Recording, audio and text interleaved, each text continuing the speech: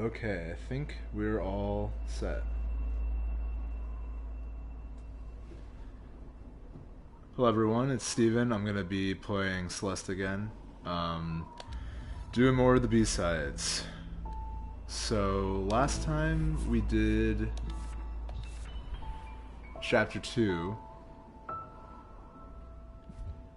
I'm missing a few still. I was hoping to, in my off time, find the other B-side cassettes so I could have all of them.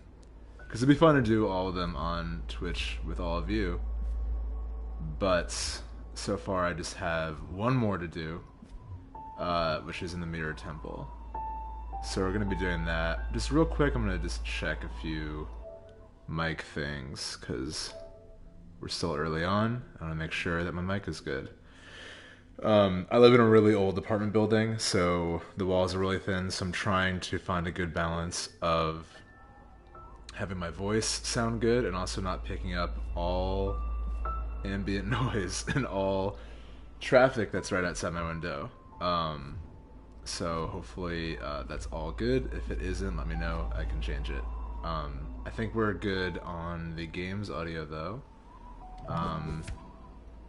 I believe it's the same as last time, so let's just jump right in. Enough delaying. B-side Mirror Temple. Here we go.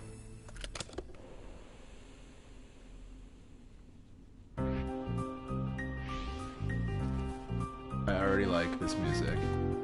Oh, this rules. Oh, I love this. This is gonna be a fun one. I say that now. We'll see if it changes. Oh. Okay.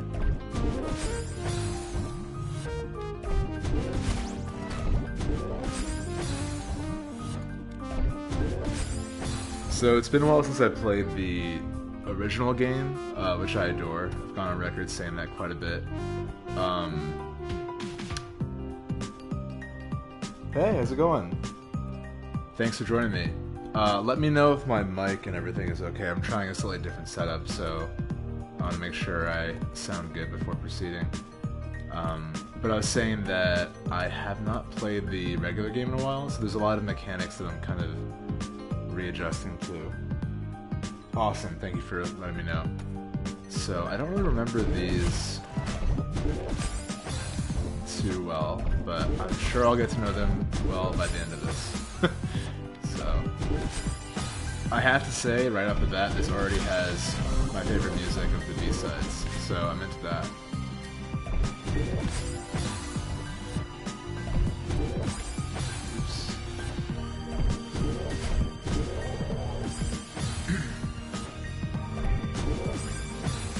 So far I've noticed that I don't think there's like any kind of huge jump in...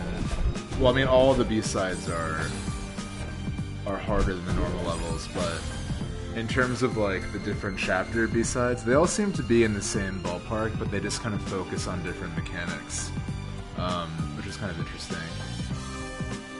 I'm gonna let you enjoy this song uninterrupted for a hot second. I want to turn my fan off, because why do I need it on? It's not that hot, right? 1 second.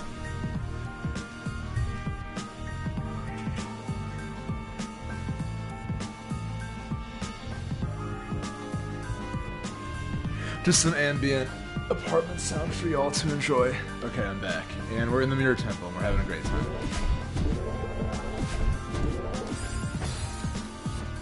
So, to get out of these things, I need to dash.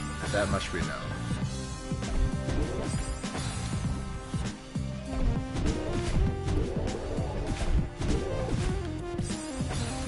This music kind of reminds me of like a much better version of like a much better and jazzier version of what would play like in SimCity or something.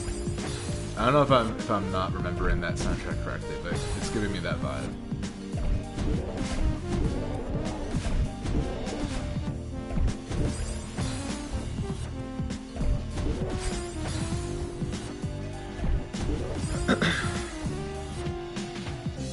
Game audio can maybe come down a touch. Okay, yeah, we can do that.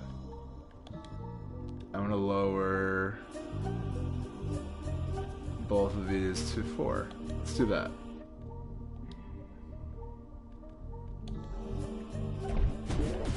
Let me know if that's better for you.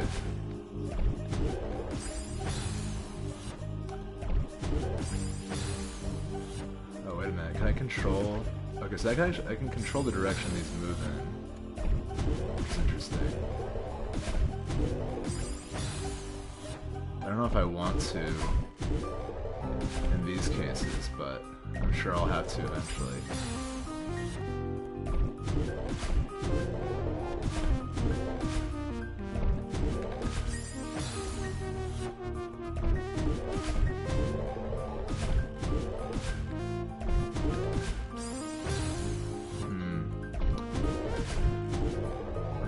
Exactly what I need to do there.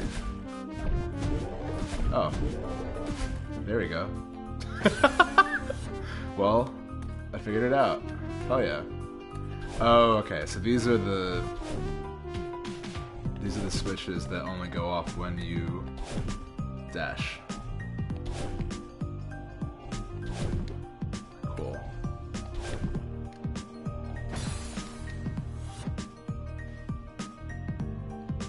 Very cool. So I need to do this. Well, I did the first part correct. And okay, I have to jump right as I let go there. This is like that feeling when you're on a trampoline and you jump like, if you jump like right after someone else does, you go really high, but if you mess it up, it's like you're just basically like pulled down by gravity. It's the same idea. Fun fact, I had a giant trampoline in my yard growing up, so a lot of foundational memories adjacent to trampolines for some reason. Just a fun fact about me.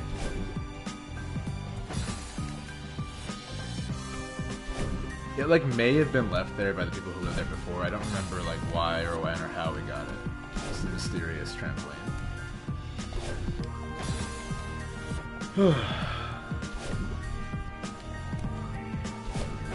Jeez. Hey AJ. These dash tiles are the worst. Yeah. Yeah, they're tough. I'm trying to figure out the exact rhythm of the second one.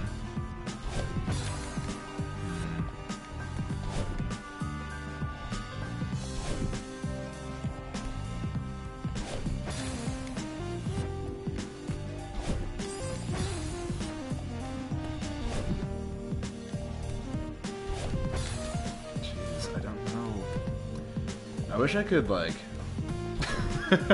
practice it without dying immediately, because I'm really not sure what the timing is. I know it's not an option in these B-sides.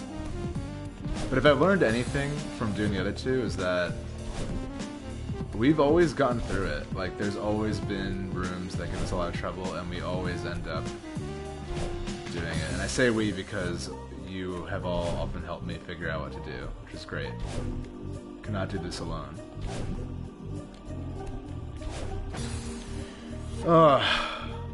I really hate this one, though. I will say, I'll be completely honest.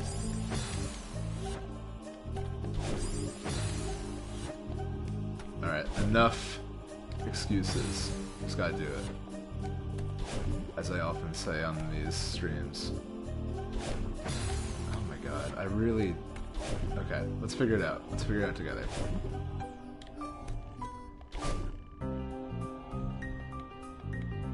But that was dumb, because now I can't dash again. Well, lesson learned.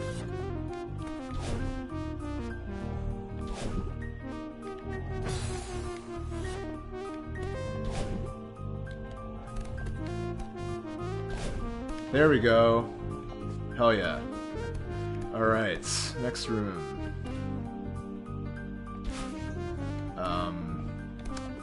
Okay, we got a bit of a locked door scenario, if you will. We can go Up or down? Let's go up. Another locked door.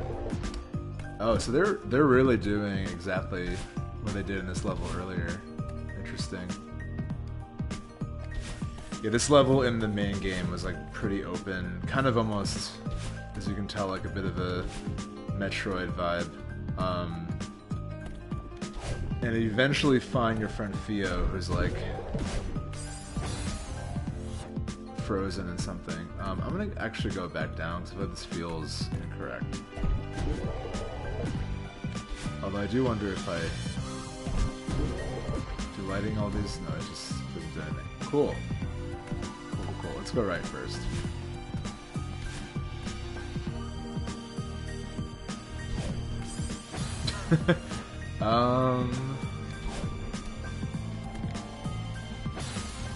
Interesting.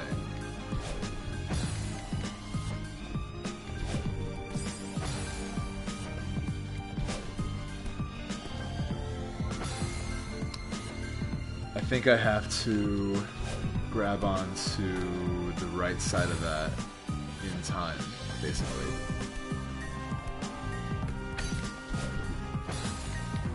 Okay, I think I know what to do here.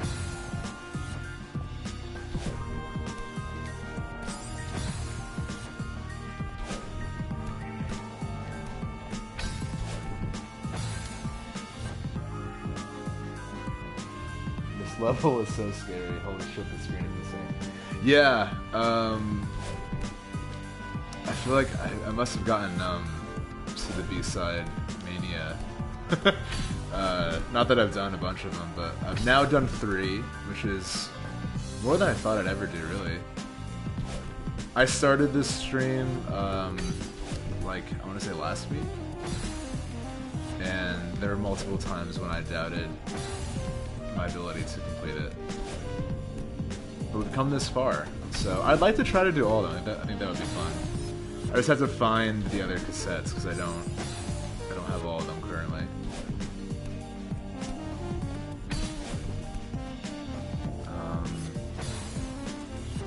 I'm still figuring out exactly what to do, but we'll figure it out. How was everyone's day? My day was good. I have a flight early tomorrow that I have to pack for, and I got back here later than expected, so originally I was going to start this at 6, but you can't win them all. But I'm glad we got to do this, because I was trying to do this yesterday, but I forgot that I had a prior engagement and I could not. So it all worked out. And here we are, trying to figure out this weird room with no floor.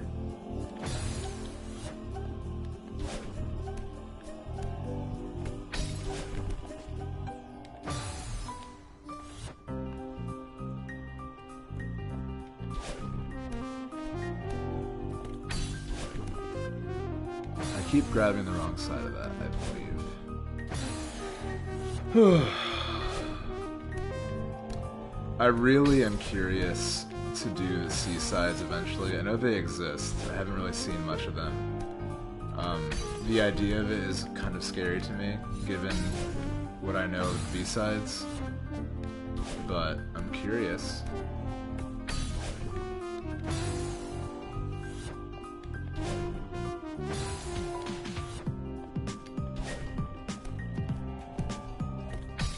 Yeah, I'm excited for my trip home. Oh god. That was in reaction to dying, not flying to New Jersey. It's gonna be good. I'm gonna actually see Brendan in person, which is always exciting. We may do something together on Twitch, actually, which will be fun. And yeah, got other plans too.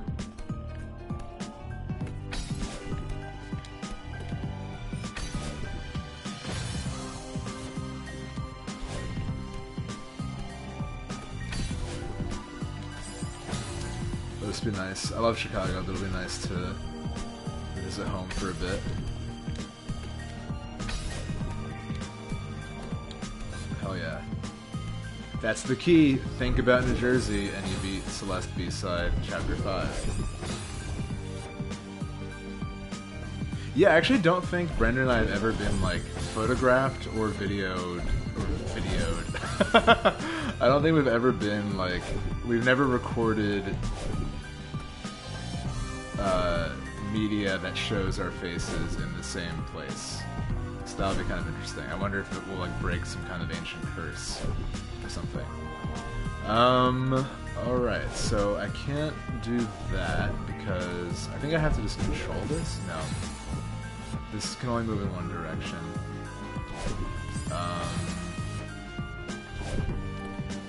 Everything has spikes on it.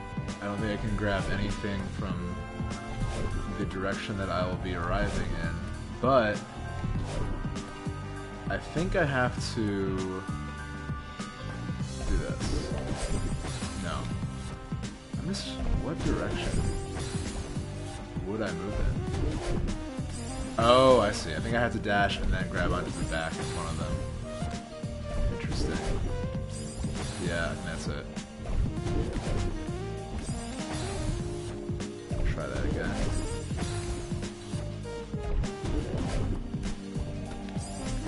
Wow.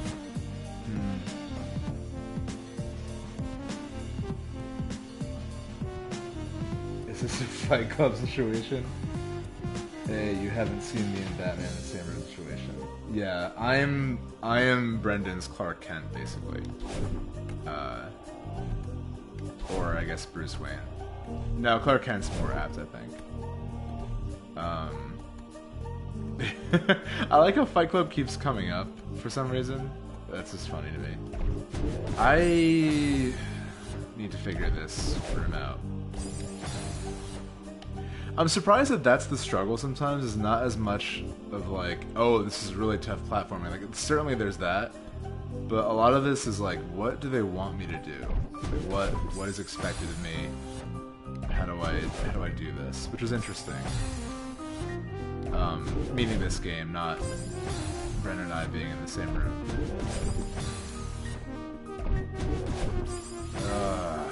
Like, okay, let's actually observe this. So when I dash,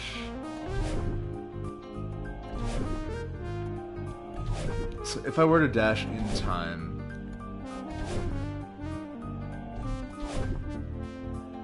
I feel like if they want me to dash and then grab the bottom one and then get on the side of the middle one and hit the jewel in time, that's like a lot. Like that, but I think that's it though. Let's try it.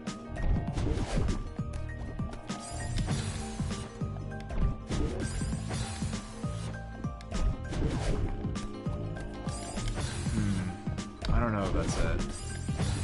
Like, I'm not sure I can climb that quickly. Or maybe, no.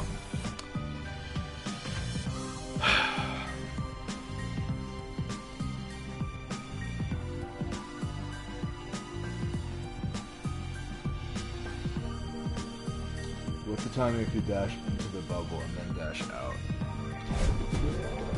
Oh, wow. That's exactly what I'm supposed to do. You are all very intelligent.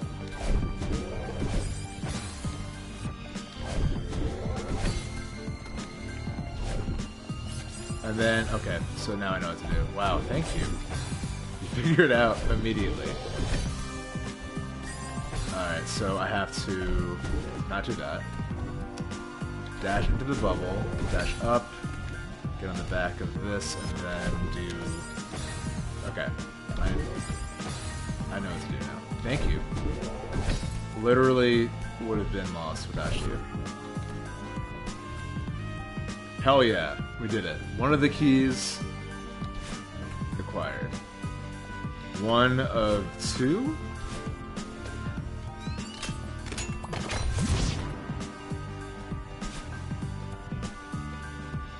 Okay. Should we go this way now? No. I think we should go to...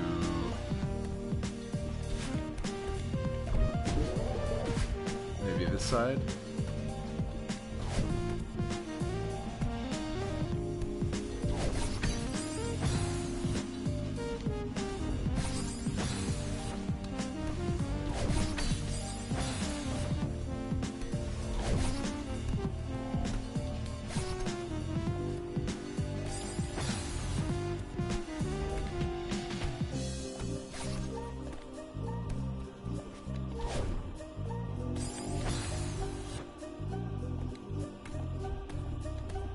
wonder if I should use this anyway.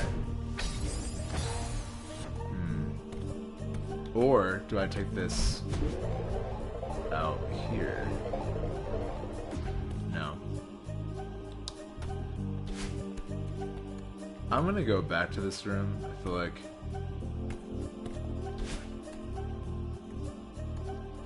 Oh, wait, didn't we just do this?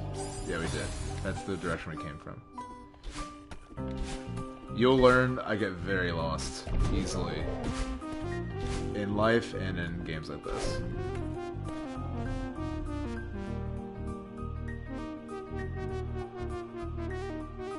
Hey Cloud Strife, thanks for joining us. I'm wearing jorts, AJ. I'm so glad that's become a thing. Someone had to bring jorts back? Did jorts ever go? No one knows.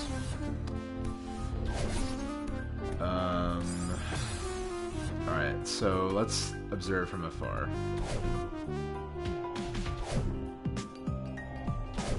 I'm thinking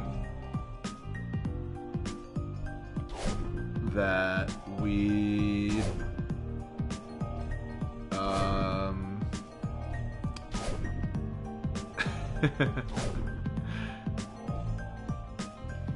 what can we get without dashing right now?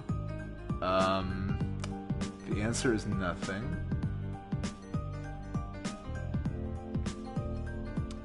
But I think what we can do is go left to right and dash when we need to. Let's just try that. I think we're going to learn by doing here.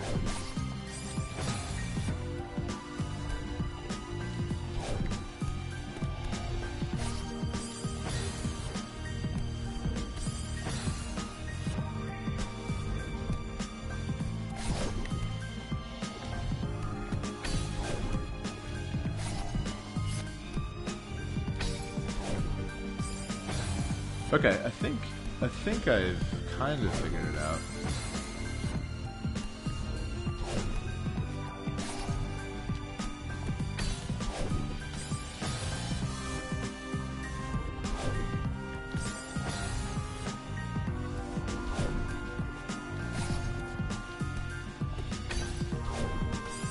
I keep doing that.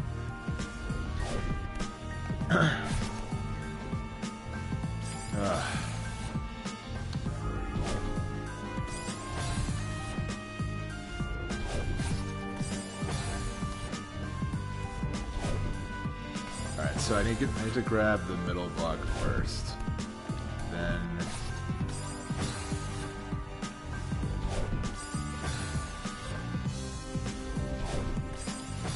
excuse me, while I okay, alright, we made a lot of mistakes and we learned from Jesus. Okay. What am I doing? I'm so sorry. Okay, let's stop apologizing and just do the needful.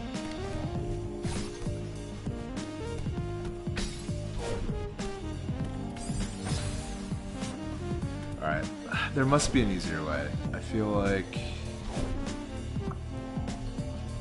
the approach of left to right makes sense. I'm just trying to figure out a less, like, hazardous way there.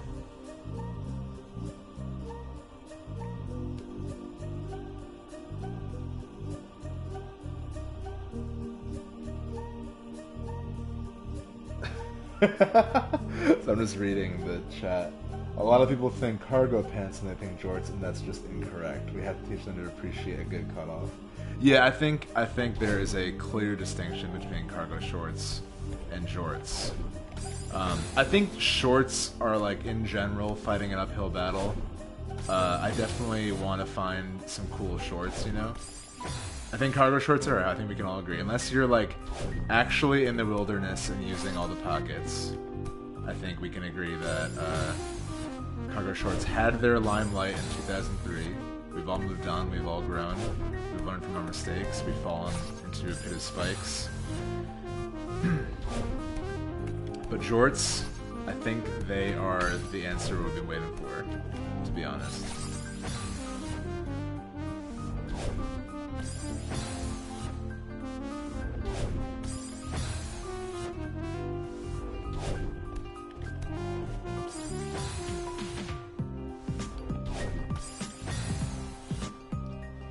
What about this side? What can we do over here? Nothing. Wait, no, we can definitely do this. Let's try it at least. Alright, I frankly put, I hate that side. I'm gonna stick to but I hate this room. This, okay, so like, last stream, I wonder if I have to dash there like I've been doing. I don't think I do. I do. I definitely do. Whoa, what I can do is I can fall a bit and then dash before I hit the spikes. That's, I think, the move.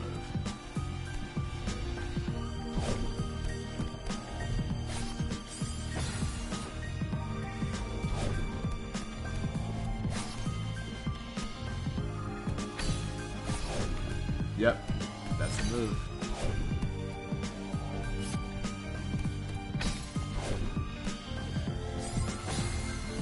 How do we get that one? Maybe we get that one first.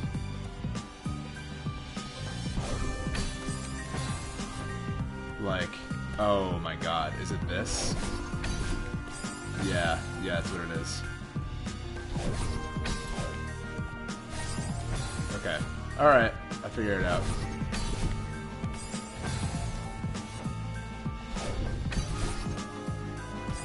We've all had a lot of laughs, but like, just watch this now. Alright, getting too confident helps nothing. There's a balance, look at everything in life. What? Alright, I really...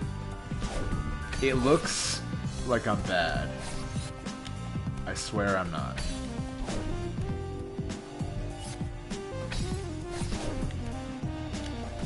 No! Okay, well we know what to do. Now it's just the matter of like getting it down.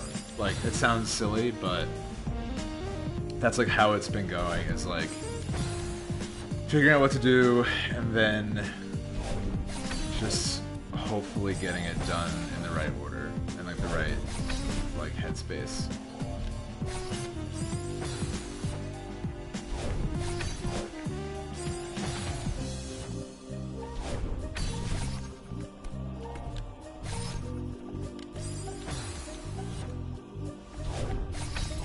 But yeah, like I was being silly before, but I literally can't explain how easy it is to hit those spikes.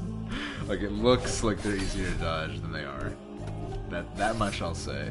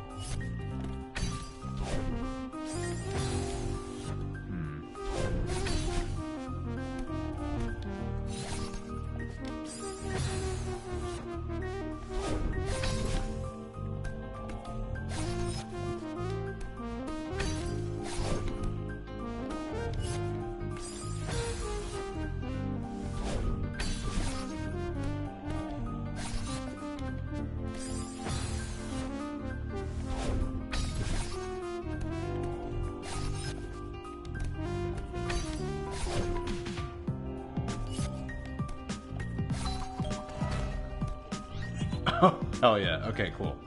We did it. No big deal. Oh, bye, AJ. Good platformers are also secretly good puzzle games. I can see the connection for sure. Thank you, friends, for cheering me on. We did it. We're gonna move on. But yeah, I think you're right. I think there's definitely, especially with this level, definitely kind of a puzzle game, Metroid-y vibe a little bit.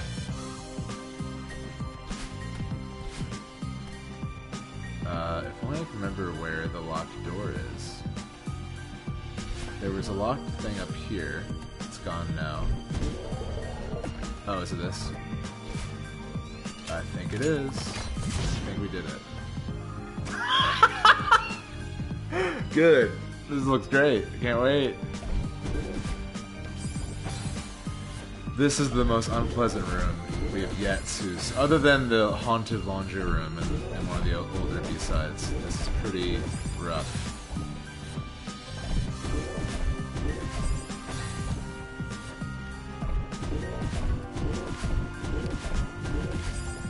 Okay, so the third one, we need to do a diagonal dash.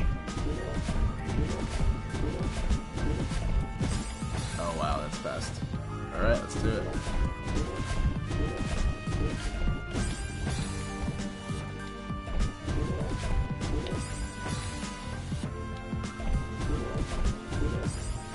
Can I use the joystick in this? I can. Okay. I've been using the D-pad just for context. Let me try this if it's easier.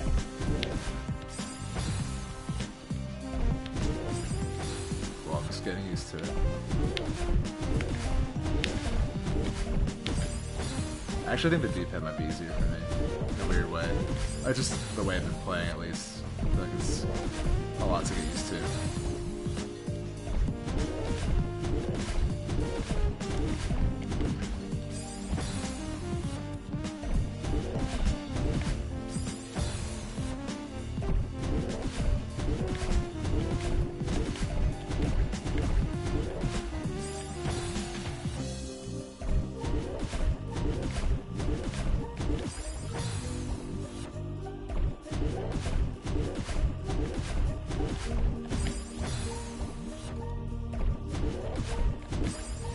Keep jumping the gun with that. What was that? That felt wrong. It was incorrect. I like these weird, like, Lovecraftian statues in the background.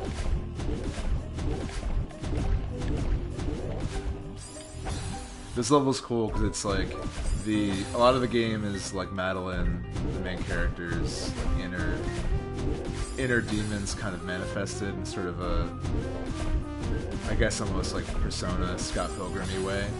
And I think this level is all about Theo, who's like a big kind of Instagram dude.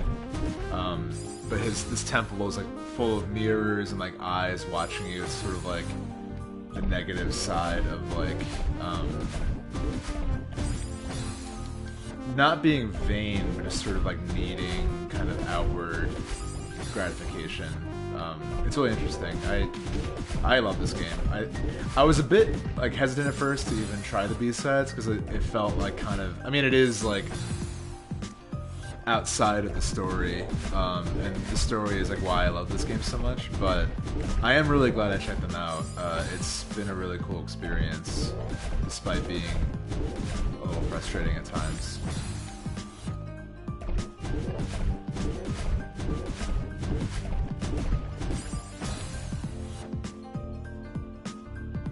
Did anyone order some scary red spikes? My hands are sweating just watching this. Yeah, same.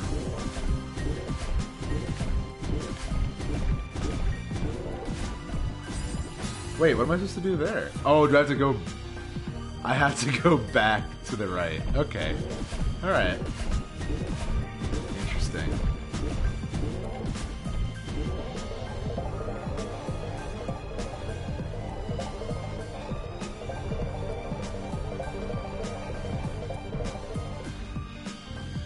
Alright, we're here.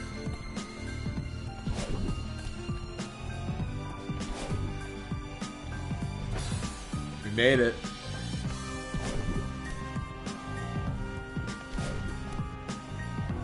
Oh, I see.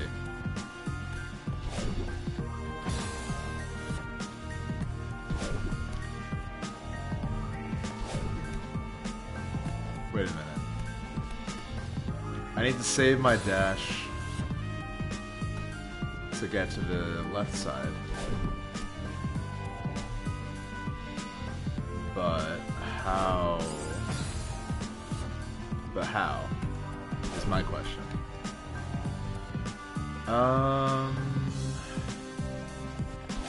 Oh, I think I just had to do it like this. Okay, I make myself laugh because every stream of this, I go like, how do I? Oh, I have to do it really fast and perfect. That's how I have to do it. Just really fast and perfect. I have to like dash and grab and jump off at the same time, I think. Like, I'll show you. I'll show you.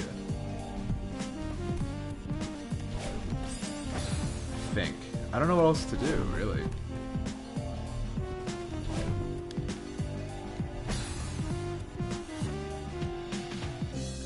I love this MIDI trumpet. Yeah, yeah, I do too. Cloud Strife. I was saying earlier that it reminds me a little bit of like Sim City, like early Sim City kind of music.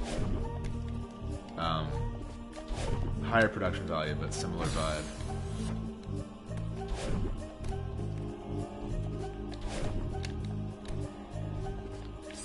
Yeah, I truly wonder what they want me to do here.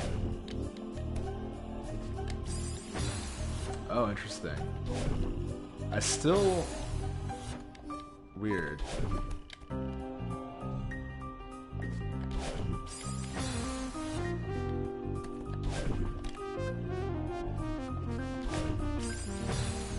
What if, and hear me out, I didn't grab on? I was hoping it could maybe just push me instead, but nope. I think if I grab, I'll have like the kinetic energy saved up, maybe? Nope.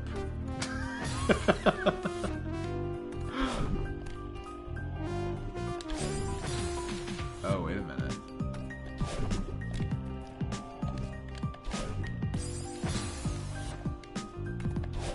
Can I... Oh, wait a minute.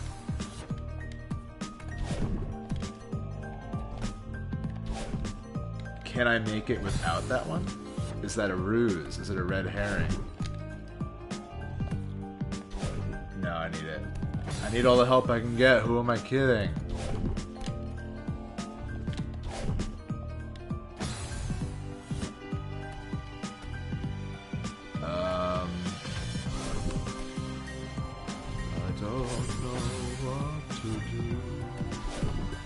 I'm not gonna start making my own lyrics to this song because that would truly be game over. You know what I mean?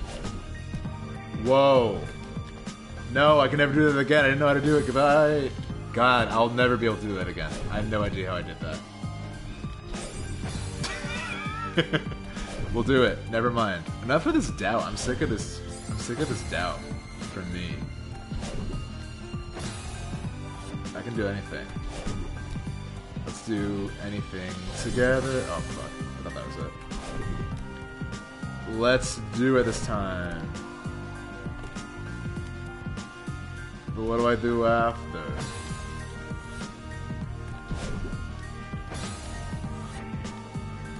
Alright, well, somehow... What the fuck?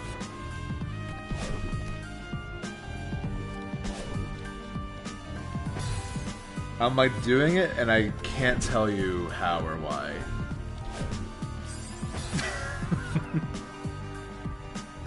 Write a song, Steven. Is there a way to grab the top one without a dash? That's what I was trying to think. Oh. Well, so that one, it goes behind the spikes pretty quickly. Oh, well, I can't not dash because that's how I get it to come out of there. There we go.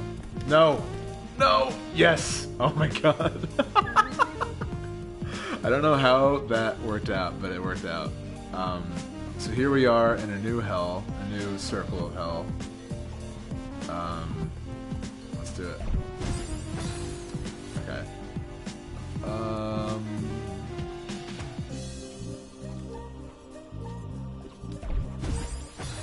Not the move. Why is this? This feels like it shouldn't be the main obstacle.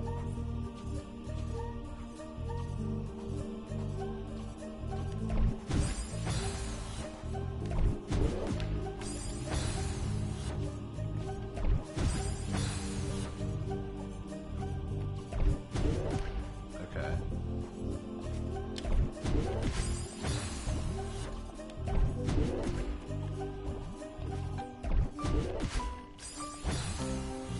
Alright, I think at least I know how to handle this first part of the room.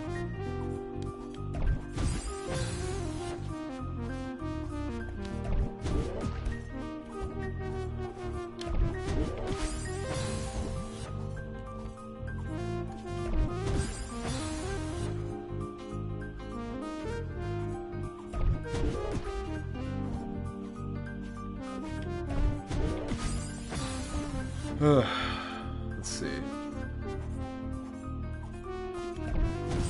Nope. We gotta jump in there right when it's like in the middle, basically. Like, no, that's not it.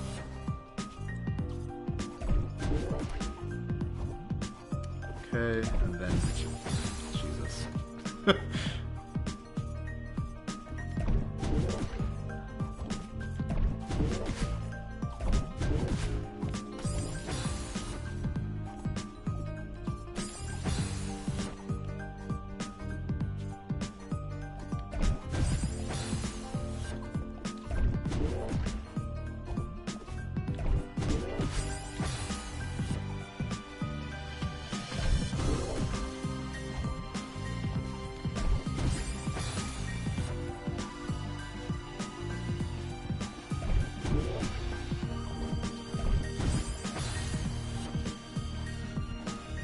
Hi, it's 8:16 and I'm ready for bed. Are you going to sleep, AJ? If you are, I hope you have a great night. I always forget, you're in Jersey, so you're an hour ahead. That's right. That's right. I always forget. I'll be there tomorrow, man. It's gonna be great.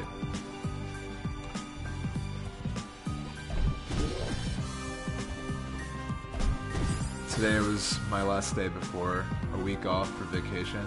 I visit friends and family. It's going to be good. It's going to be, in many ways, the opposite of what this room looks like, in which it will be pleasant and fun. No, I'm having a good time. Just joshing. Alright, let's actually do this.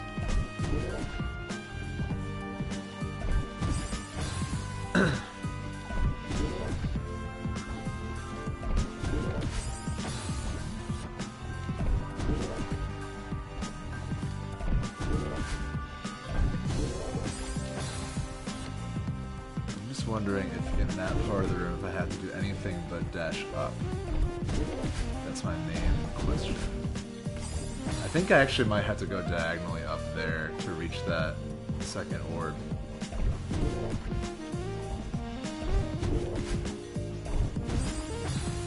Which is hard to do.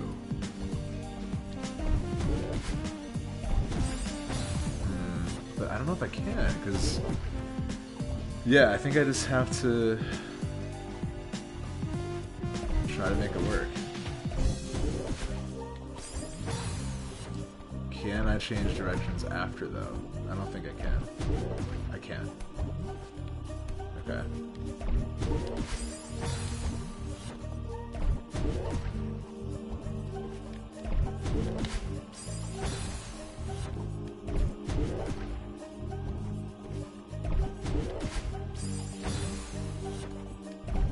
Why is that the new problem? I don't like these new problems.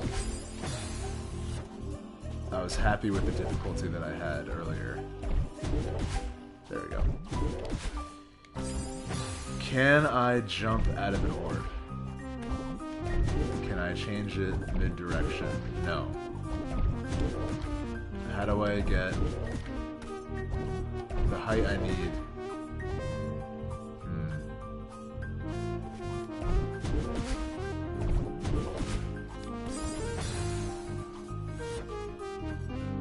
There's a bit of wall to hang on. Oh, blends in. Very cool. Thank you, friends. Let's try that. Let's try to grab the wall. Hopefully I'll see it when I'm over there. Oh, I see. I see.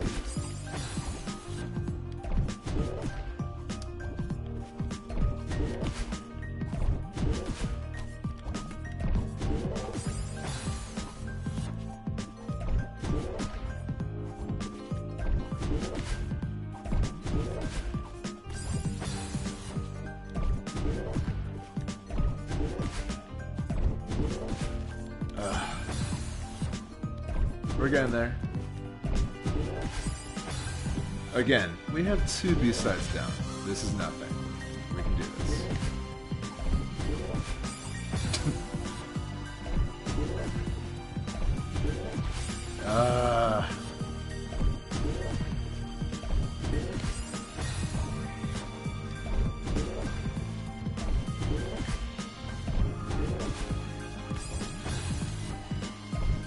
think for whatever I stream next, it's gonna be something a bit more chill. Because so far I've only streamed this and Sekiro, which like I love both games. Don't get me wrong, but they're a lot.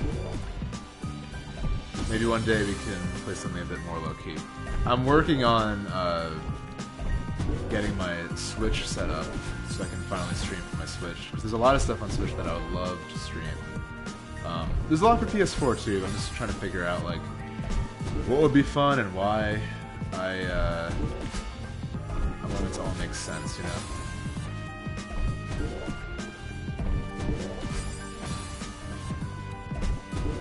And I feel like I've committed enough to this that I would like to maybe try to do all the B-sides, maybe try to do all the C-sides, if I ever get that far. Okay, I didn't even realize that that was a possibility to get to that area. I had to figure out what to do there.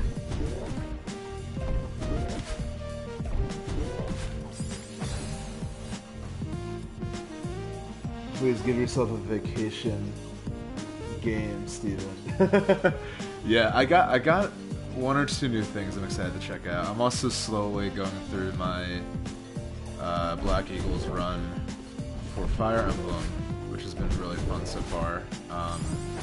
But I've taken my time with that because I finished the Blue Lions like really quickly, as many of you know. And I want to savor the experience. But that game is also stressful, but like it's different. It's more like narratively stressful. It's not quite as stressful like playing it, if that makes sense. But maybe I should just play like Katamari Damacy or something. Actually, that game is also stressful. Maybe I should just not play anything and like read a book or something. I do have a lot of reading to catch up on.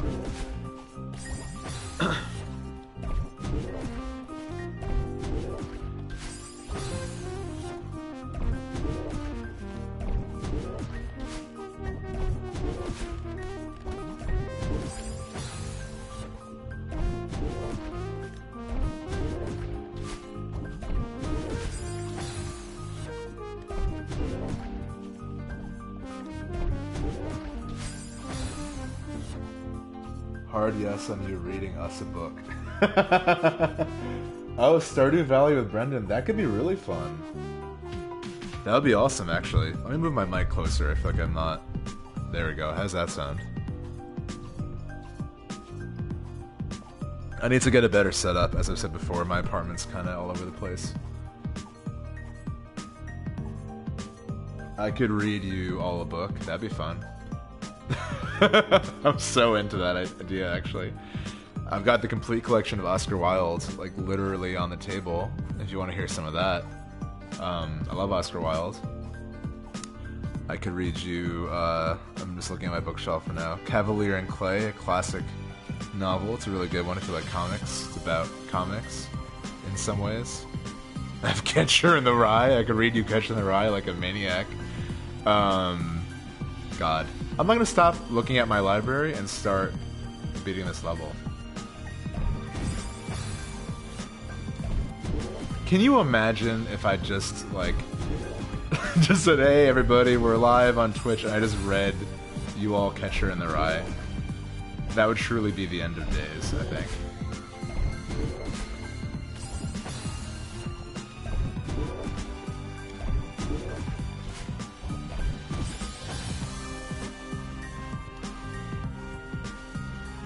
Oh yeah, reading streams are a cool idea.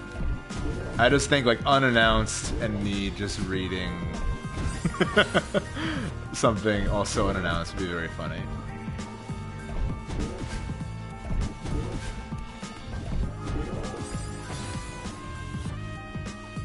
You could read a saga and just describe all the pictures. Wow, that would be quite a task.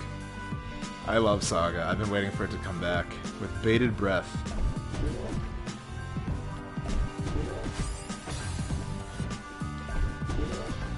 Fiona Staples is an amazing artist.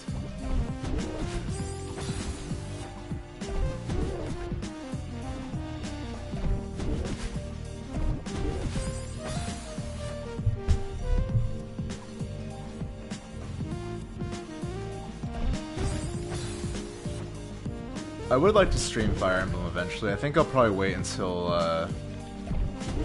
like some of the expansion pack stuff is released. Maybe do like, because I wouldn't want to have it be too much about the story. I mean, that could be fun, but like I want to have everyone have their own experience with that. But if they add like a lunatic mode or even just like extra content, I think it'd be fun to. Whoa. This happens a lot too. Whenever I start talking about Fire Emblem, I start doing really well. Like, yeah, Dedue is probably my favorite Blue Lion. I think his arc sort of as like Dimitri's vassal and his struggle to kind of be seen as a, you know, valued member, if friend. Kind of, I can't do it. Dedue is too important to me for me to improvise a bit around while trying to do this very difficult level. More on Dedue in the near future. Truly, I love that character a lot.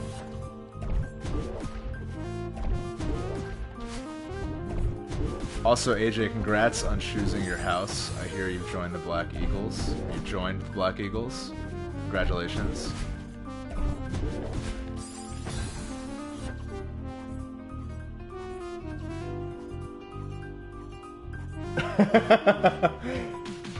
Tell us about Dedue, Steven. Actually, you mentioned Frederick in the podcast and then said, don't get me started, but I genuinely wanted to hear more of your thoughts on Frederick if you're willing. Sure, Cloud Strife. I would love to talk about Frederick. So for those who don't know, Frederick is a character from Fire Emblem Awakening.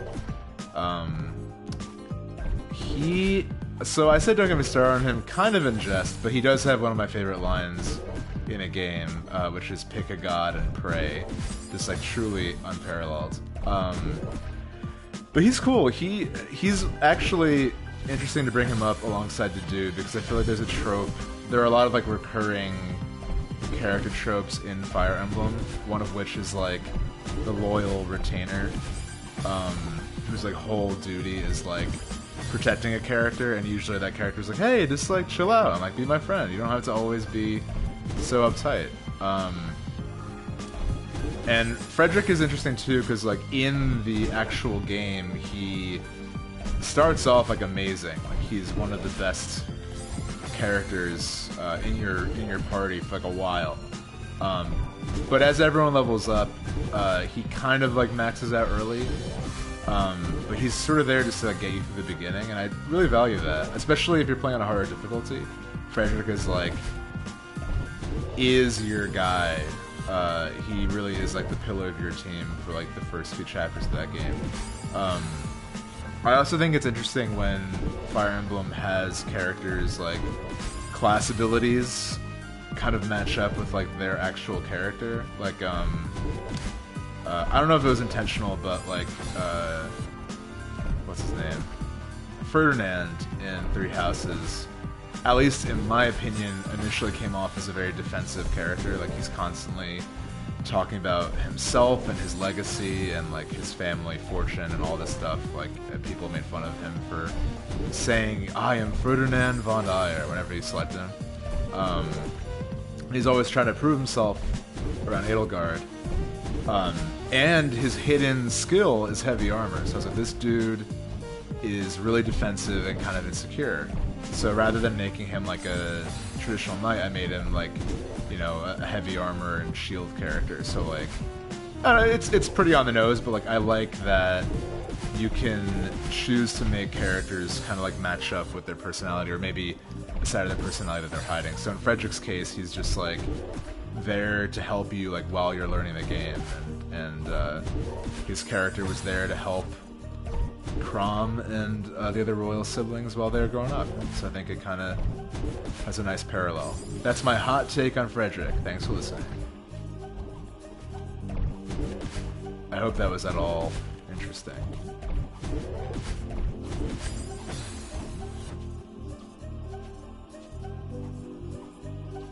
Yeah, Awakening is so good.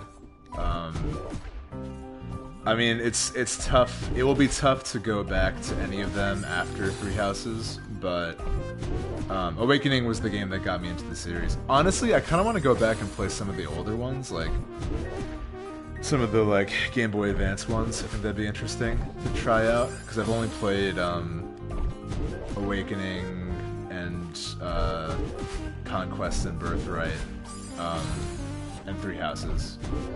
Only. It's like 5 games, but you know, I've only played like the recent 3, so I wouldn't mind going back and seeing what the series has to offer. I've heard the GameCube one is good too, the one with Ike. I might pick that one up too, just for fun. I fight for my friends. Not quite as catchy as Picking God and Pray, but you know, what can be.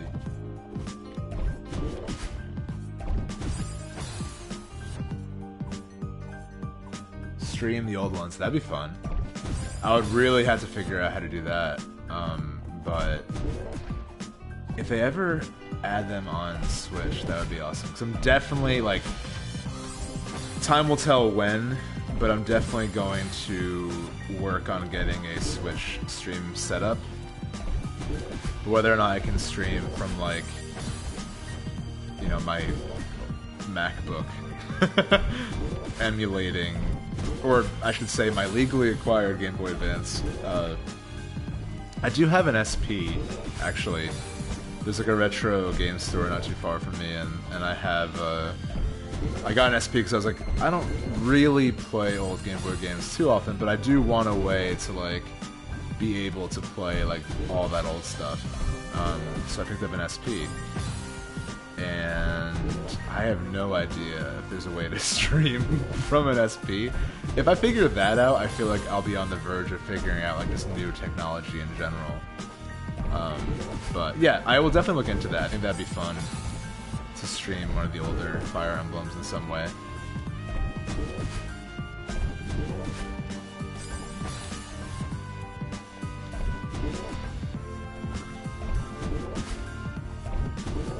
I could stream, there's a game called Wargroove on the Switch that is like very much inspired by Fire Emblem, but also more specifically Advance Wars, which was made by the same developers. That could be a fun stream too. I haven't played much of that. I got it when it came out and enjoyed it, but just sort of moved on to other things. You can play as a dog, which is kind of cool. Alright, I think I got a little bit too in the clouds. Talk about Frederick and all this stuff. I gotta figure out what I'm doing here.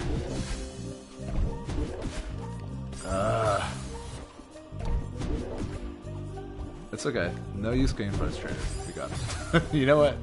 I'm a human being. I can feel all sorts of emotions. We'll feel whatever we feel in the moment. We can't force these things.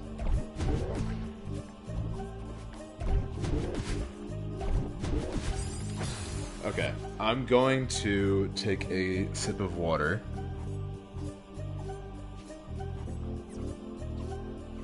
Some good audio for you.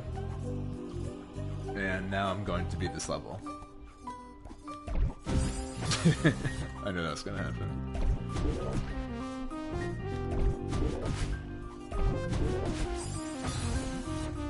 Why is it that's giving me so much trouble? What am I doing that's doing that? That's messing me up so badly there. Man.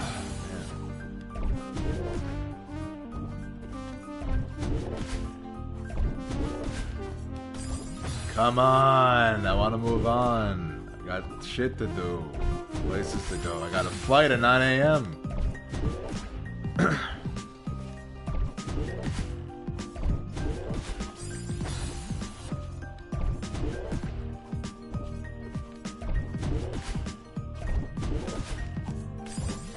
Alright, but for real, what was I doing differently that I was able to get past that part with less issue? There we go. I was doing that. Okay. I just, like... I need to get there more often so I can have better muscle memory of what to do once I'm there. Because I just kind of panic.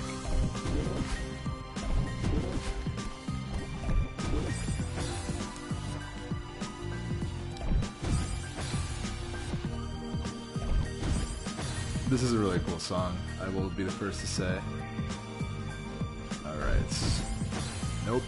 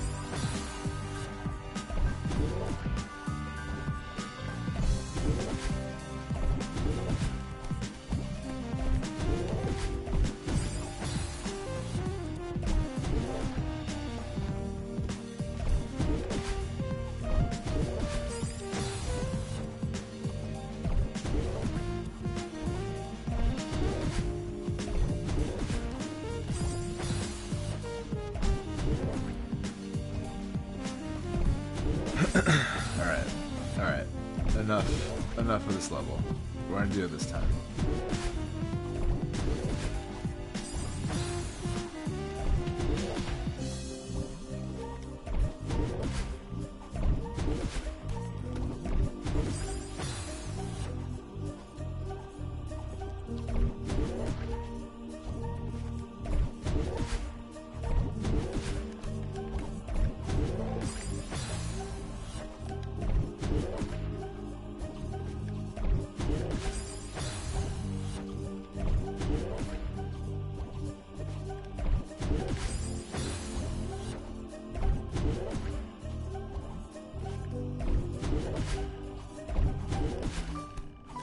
Okay, so the key there is going up, so I think we're not gonna die there quite as often as we have been.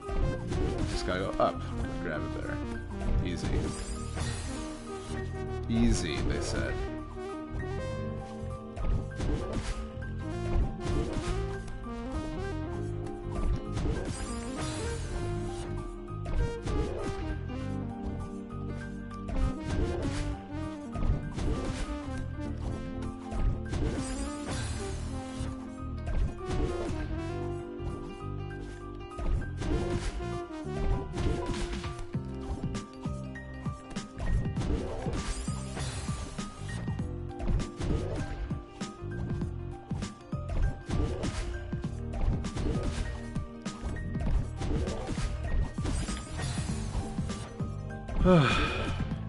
It's okay, we're making progress. We've moved on.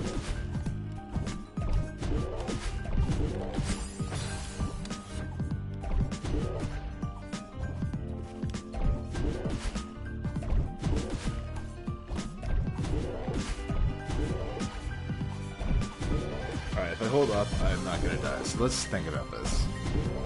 Let's look at this together. Oh, thank you. You can do it. I appreciate it. So, if we dash to the left and fall down, we'll fall on this next orb, and then we have to do the same thing just while avoiding those two spikes there. I think we can do it. So let's do it.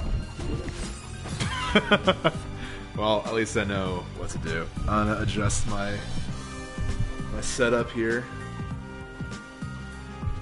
Plumb quick. Alright, cool, we're good.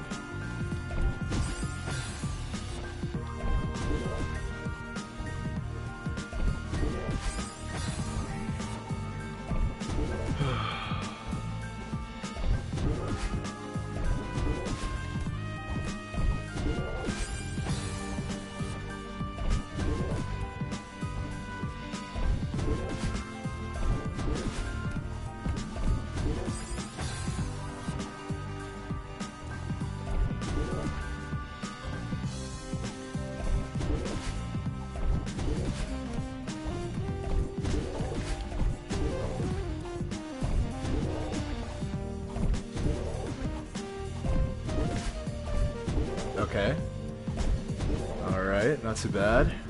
Now we just gotta time this perfectly and we'll be okay.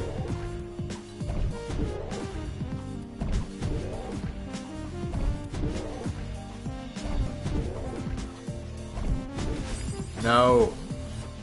It's okay.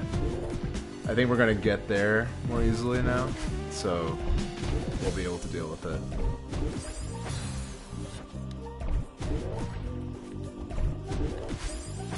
What were once obstacles are now new obstacles that didn't previously give us challenges. No. This will only get easier. Oh my god. I really gotta stop saying stuff like that. I mean, I think I should say it, and I should believe it, and not let the immediate results impact my view of my ability to play this strange alternate version of a game I love too dramatically. You know what I mean?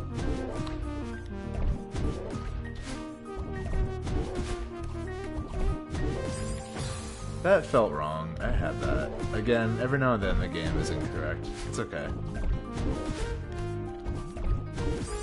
That was me. That time I was wrong.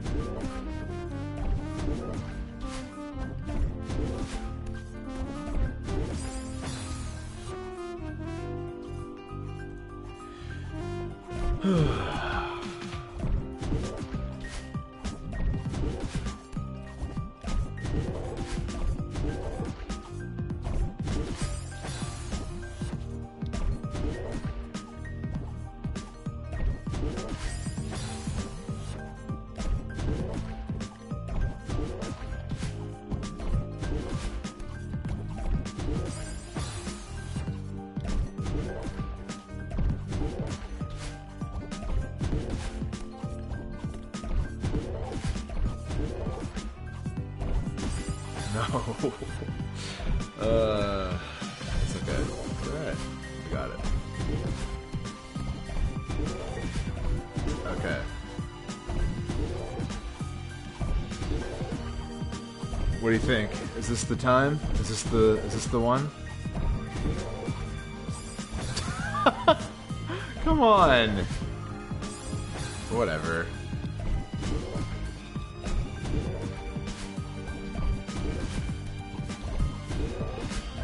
We can't control everything in this life. Sometimes there's just gonna be a bad attempt at this hard level, and other times you're gonna win. And we don't know what this one's gonna be. Let's find out together.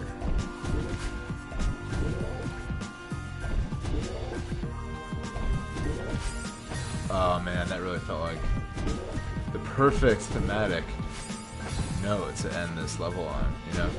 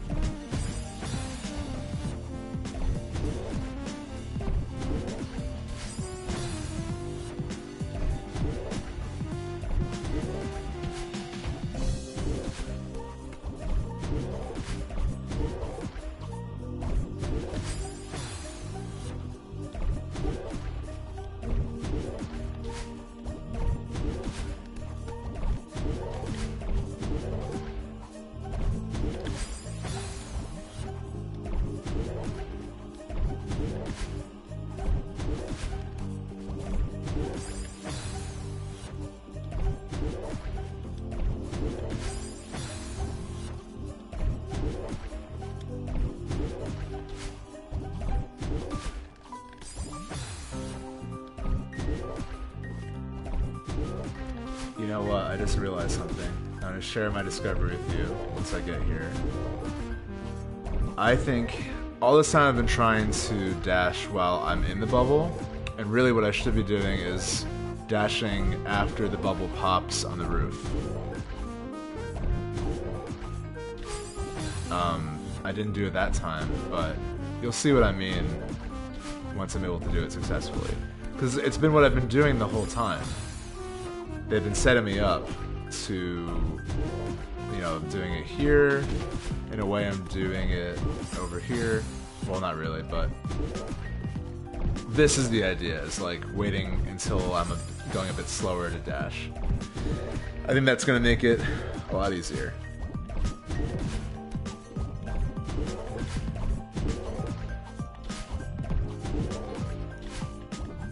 Oh my god. Hell yeah. We did it.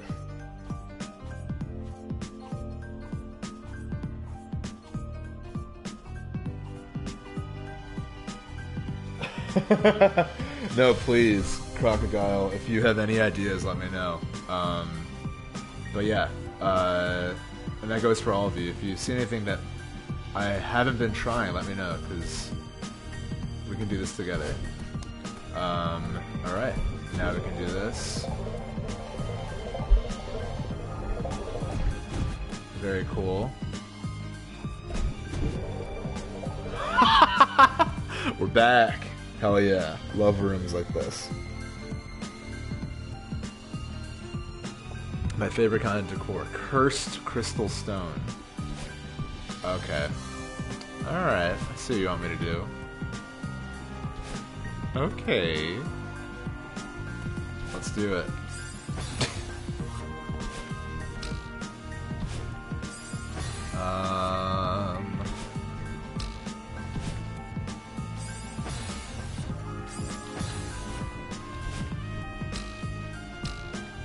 Wow. Okay, well I did it by accident.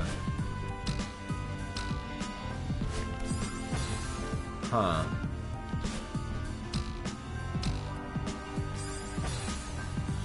So if I...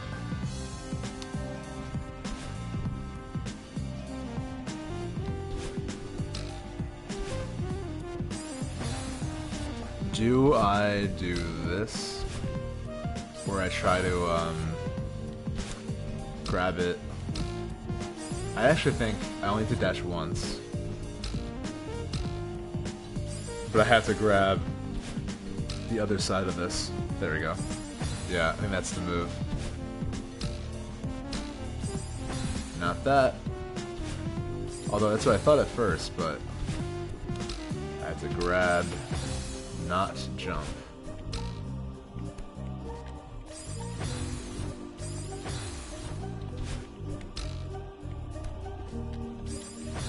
The tricky part is getting on top of this in time for that. But, you know, I'll figure it out.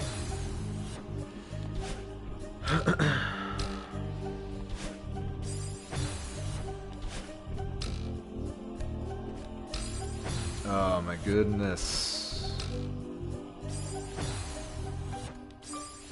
The runs where I just walk into this are my favorite and least favorite. Madeline deserves better than that fate.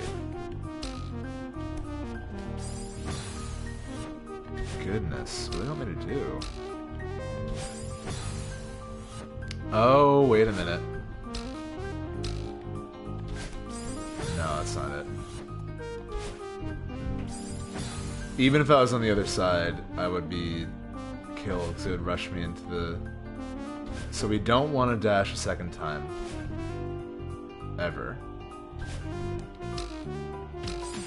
We just want to hitch a ride on this.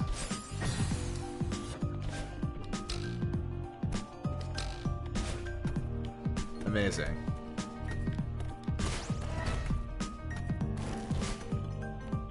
And...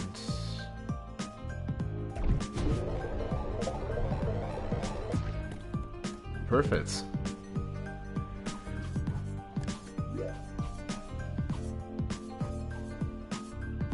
backflips directly into Spike.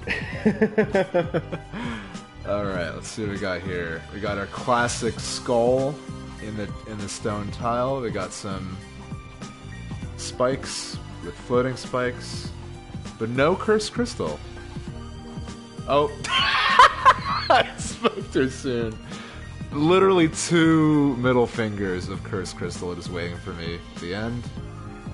Oh wow. Okay. That's not ominous. I'm pretty sure it's a big mirror that has my evil self in it. So, or I shouldn't say evil, the negative self. Or my id. My, like, Persona 5 shadow, basically. For those who have played this game. Kind of similar. Actually, it's more similar to a, what they are going for in Persona 4, where, like, you have to kind of accept a part of yourself. It's, honestly, this game handles, like, it really resonated with me. That's a conversation for another time, but I really love how this game depicts living with anxiety. It hit very close to home for me. Alright, let's do it. You all know how much I love this game, we don't need to talk about it.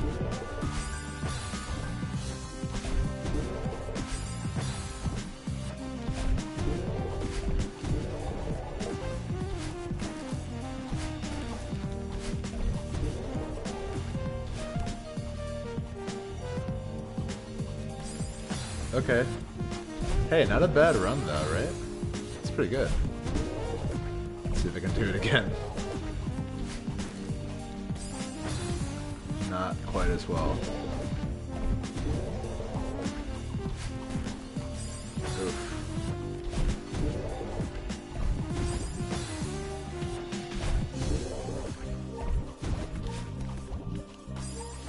I don't know what that was.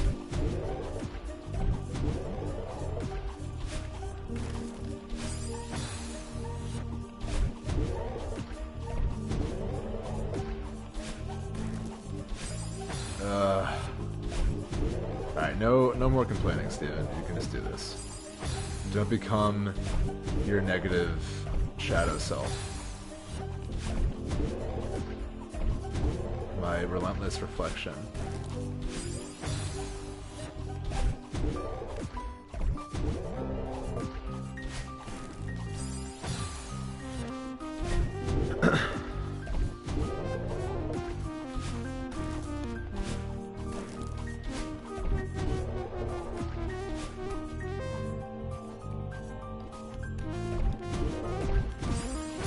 Okay. A little bit of trial and error there. I would not have known that I had to immediately go diagonal. That's okay.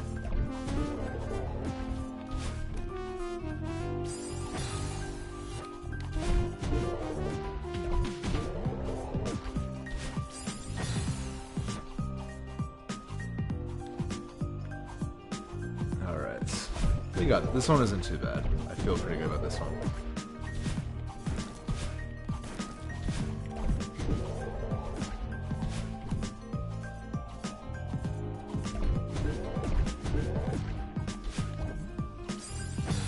Oh, I gotta grab the wall on the right there.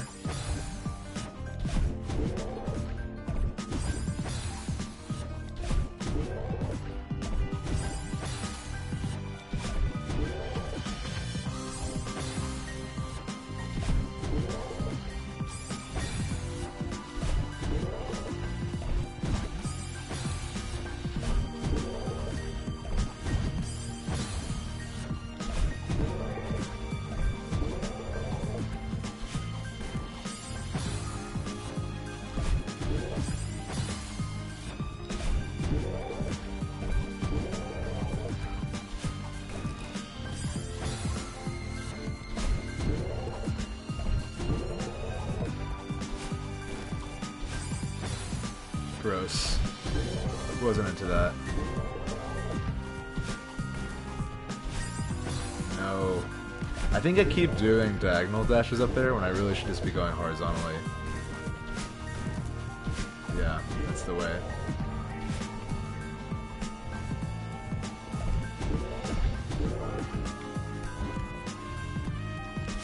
Oh, come on.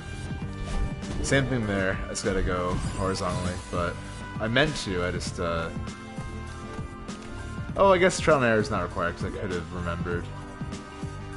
They do give you this. So now we know that once I do get past there, just go right and then dash right up. It's that easy.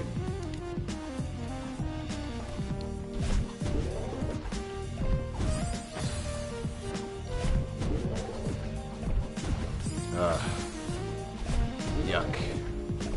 Gross. Why is this the part that gives me trouble?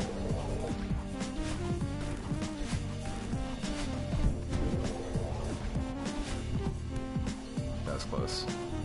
Too close for me, my friends. Hell yeah, we did it. Whew. One there. Can't wait to see what's behind this curtain.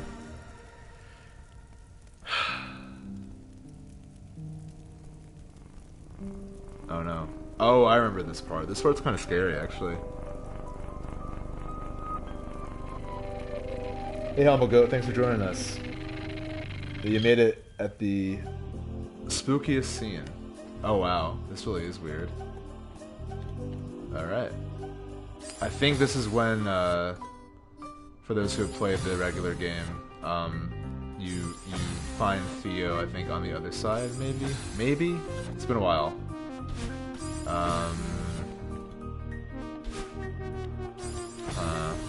Interesting. Oh, I think I have to grab the wall on that side. I think I can just fall. Come on. A lot of this. A lot of... Okay. And...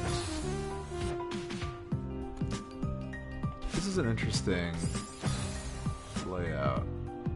I'm wondering if I have the right idea. I think I do. Is there a way, I ask myself, where I can save the dash?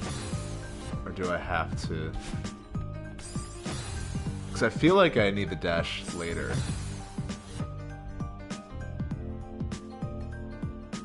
At first I thought all these green markers were arrows, but they're actually just like goo, I think. Let's go left first. Alright. Come on. Can I think I have to dash. Alright, this is...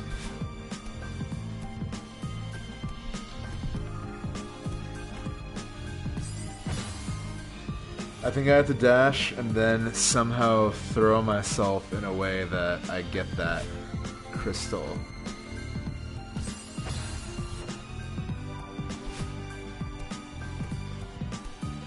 There we go. Okay, I figured it out. We're good. Don't worry about little old me.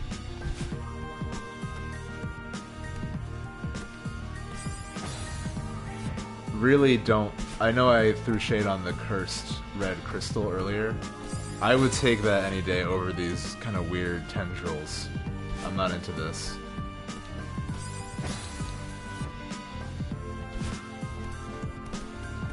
This actually reminds me, I mean it's the same developer, but this reminds me more of Towerfall. This kind of design, more kind of almost like medieval horror kind of vibe.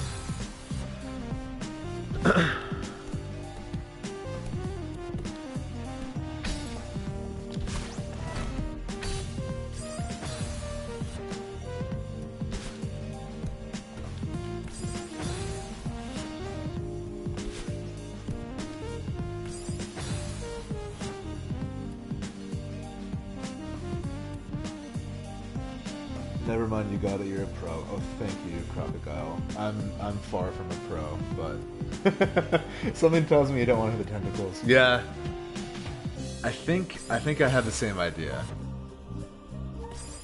All right, what am I doing? I keep learning lessons and then not applying them to my life. like I keep hitting the tentacles for one.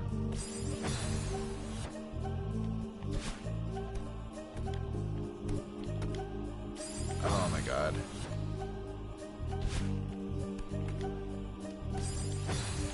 Gross.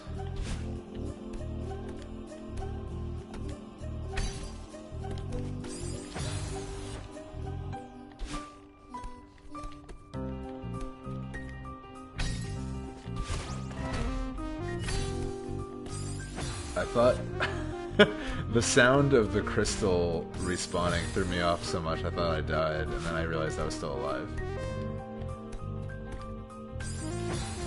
Been there.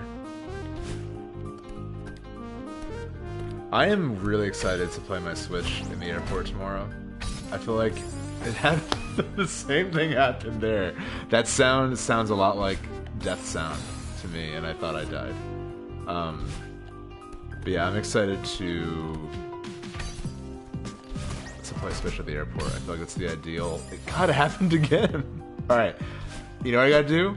Not get psyched out by the crystal sound and not talk about playing Switch at the airport for a second. Okay, well, I did a little better. But I'm going to the airport. I'm gonna have a great time with my Switch in the air.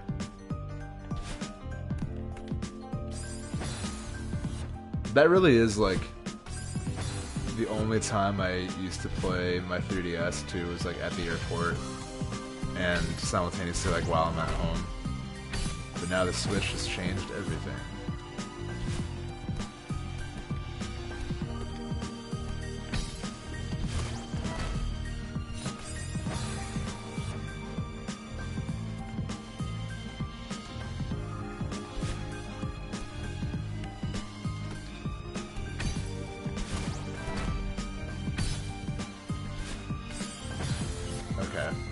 I think I know what to do.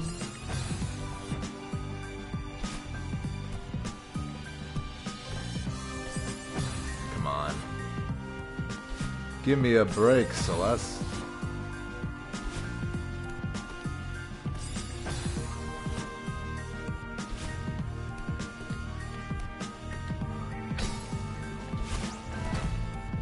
Wait for that. I had the right idea, I'm just not doing it the exact right distance, which is frustrating. I don't know what that was. This is tenacity. Blind confidence.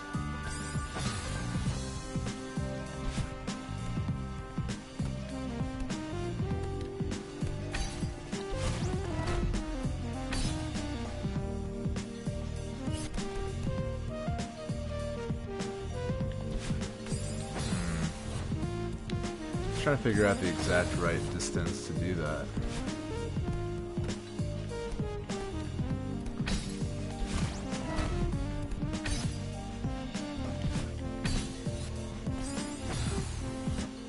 Almost. We're getting there, folks. Thanks for sticking with me.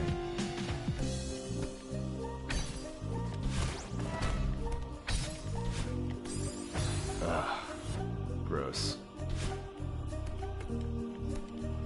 I like this, like synth opera in the background of this part of the song. Very ominous.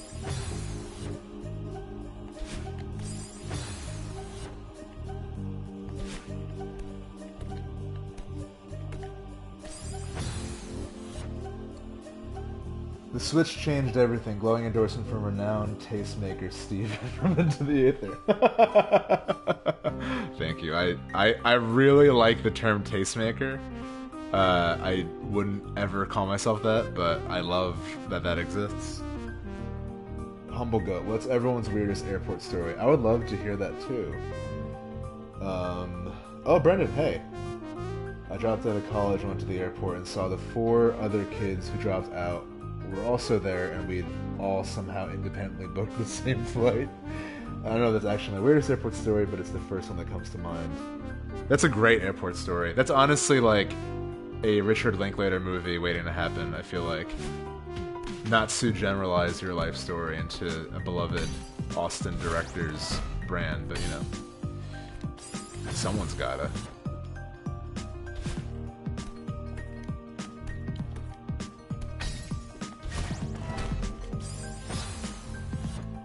I don't know what mine is. I'm trying to think. All my airport stories are pretty bland. I just feel like I'm like my most boring self when I'm at the airport. Like nothing fits right suddenly. Like my contacts have dried out of my eyes, so I just look like I've not slept for a week. I wear like my worst outfit. I eat like a sandwich from Starbucks. Like what am I doing? Though I have to say, O'Hare, not a terrible airport. Once you get to the gate, like there's... Hey, you're gonna love the macaroni grill at O'Hare. Not what I'm trying to say. I'm just saying that, like, I'm always pleasantly surprised at how much I enjoy being at the gate in some airports. I'm like, oh, I could be here for a while. I could delay the flight for an hour. It's really just, I think, having my Switch and, like, being able to get coffee is really like why it's pleasant. I also tend to book really early flights, so I really love watching the sunrise in an airport setting. It's really beautiful.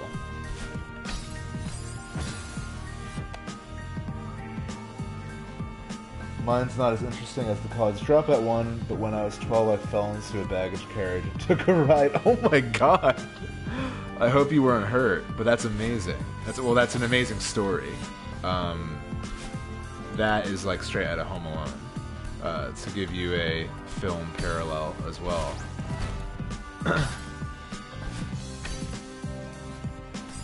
I couldn't register what was happening there.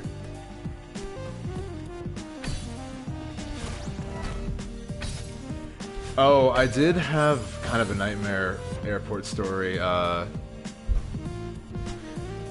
So, like, last summer, I went to Philadelphia to visit my dad, and on the flight back, it was actually during, that was close. I think it was right after Hurricane Harvey, I believe. The hurricane that hit Houston. That unfortunately was really bad. It was like right when that was happening. Like it wasn't really impacting Chicago at all, but just because that was like brewing in the air, they're like, hey, we're gonna stay in the air until we know what's going on. And we ended up having to land in Indianapolis, and they were like, we may not go back in the air, so figure out what you're doing. And I was like, I know no one in Indianapolis. I think I know my friend's brother. So I was like, okay, do I really try to make quick friends with my friend's brother in Indianapolis so I can stay somewhere tonight? Or do I pay like $500 for a lift to Chicago at like 5 in the morning? Thankfully we went back into the sky and I got to Chicago. Not the best story, but it was just kind of like, it would have been a good story if we didn't go back in the air and I just had to make a night in Indianapolis happen. I've never been. That's my only experience in Indianapolis.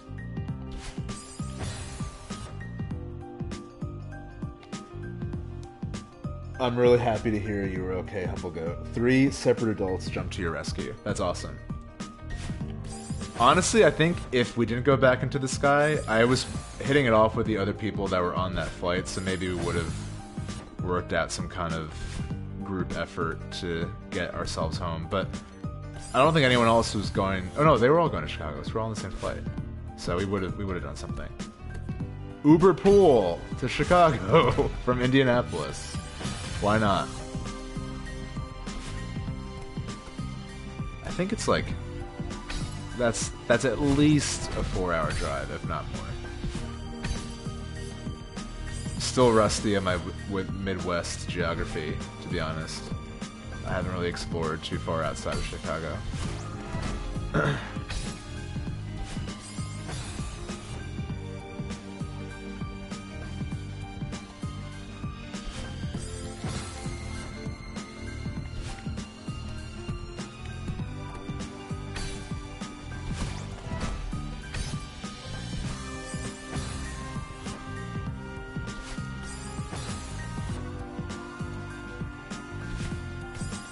but I do know my northeastern geography pretty well. Ask me anything about New Jersey. I really flaunt that I shouldn't say flaunt, but anyone who knows me knows I'm from New Jersey. I love talking about it. It's really a truly mysterious state for being so, like, often the butt of the joke of, like, the U.S., basically. It's a great, it's a beautiful state. It has so much going on that, like, there really isn't one take you can have about it. The thing is, I feel like most people experience it because they're driving somewhere else. So, like, you usually just get, like, the turnpike, and people think, like, that's the whole state. It's part of it, but there is a lot to experience. There's a lot of good, there's a lot of bad, like any place. It's a really weird place. I love talking about it. Brendan and I have touched on it a bit in our show, but yeah, it's kind of nuts. Something I didn't realize was a thing, so maybe this is just me, but I've always called ice cream that isn't soft serve hard ice cream. Ice cream that you scoop out of a container. So that was a point of tension with my Chicago friends. Also, apparently Dairy Queens in the Midwest don't serve non-soft serve, i.e. hard ice cream. And I'm telling you, and Brendan can stick by me here, the Dairy Queen in our hometown served non-soft serve ice cream. We can take pictures of us eating it if you don't believe us. I didn't think that was a thing. I didn't think that was like an argument to be had. I expected to argue about pizza and bagels and all that kind of stuff, but like, not hard ice cream.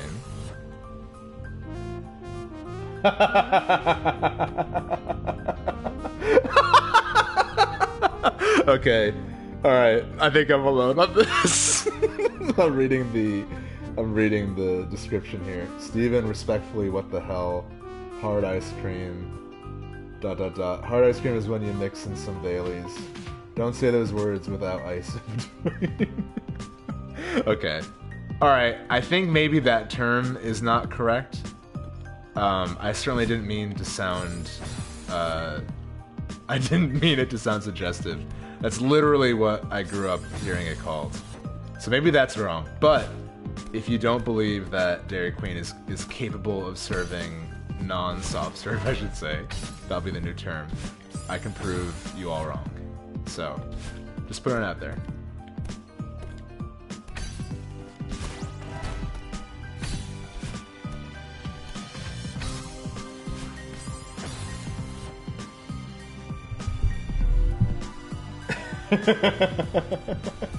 According to Google, this is a thing people say. Okay, thank God. I was like, did I just unbefriend all my friends by sharing a fun fact about New Jersey? I've been down this road before, and that's the thing about New Jersey. The fun facts lose friendships. I'd be like, hey, we call waffles upside down pancakes, and everyone's like, stop it, this sucks, we hate this. That's not true, we call waffles waffles. But like, I do think it's interesting how much people stick by certain terminology state by state. Like, it's even within Jersey. Like, there's the famous debate between Taylor ham or pork roll. You can tell which side I'm on. Would you rather have Taylor ham or pork roll? Like, the answer is clear. And in Philly, people call sprinkles jimmies, which is kind of interesting. So, it's cool. We all got different names for stuff. Why not? Live a little. Okay, I gotta focus. I've ascended reality in this weird discussion of hard ice cream. I gotta ground myself a little bit. Jenny's is extremely cursed.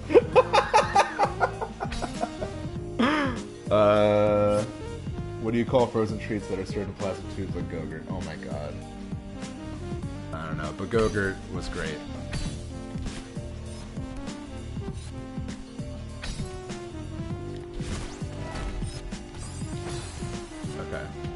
We're getting close, friends. Thanks for sticking with me, and thanks for sticking with me during this strange small talk. I think I'm just incapable of small talk. I think it always ends up becoming cursed. I can either share, you know, genuine heart-to-hearts or cursed content. It's either Blessed Saturday or cursed content on twitch.tv.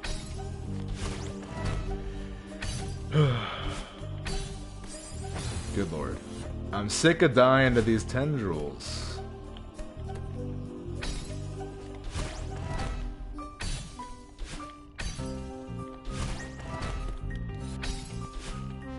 Oh my god, that was it. Yeah, this... this MIDI horn solo is too good.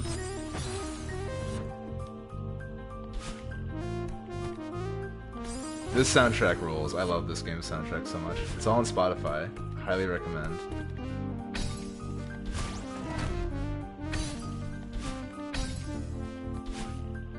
Oops.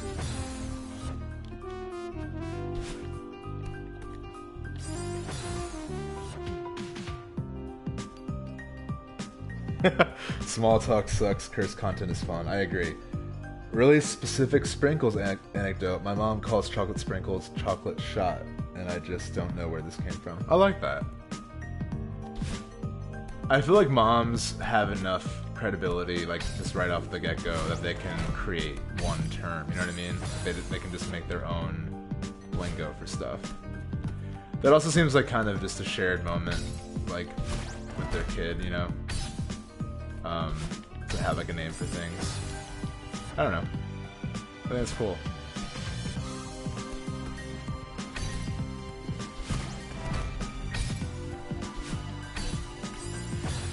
My dad has,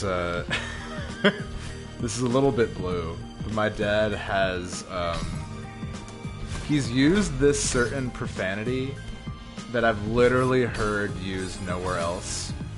And he claims it's a Philadelphia thing, but I don't believe him because I've literally never heard it in my life. But he has used the term smacked ass as an insult. In terms of like, oh, you're just sitting there like a smacked ass. I'm like, I don't know truly what it means. I mean, I get an idea, but like, I've just never heard it before in my life. But I kind of like it. What do you all think? I don't think I would use it like too freely, but in the right context I think it could work. I see it more as like, yeah, I don't know, I have mixed opinions now that I'm really close reading it. I've never heard that one. Yeah, it's a lot. It's a strong phrase for sure.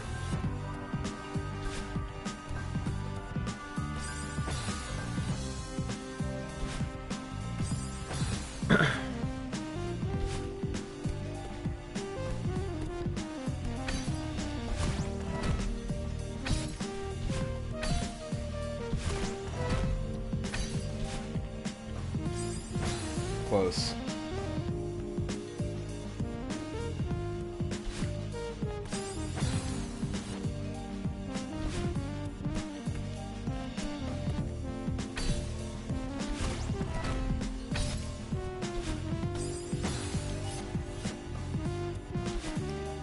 I think this room is cursed, and that's why I'm talking about like hard ice cream and weird slang that no one uses.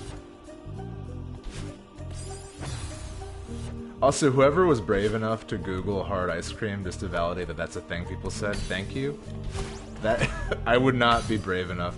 I have like germophobia, but like with getting a virus. I don't know why, but I would just like not have the confidence to Google that. So thank you for doing that.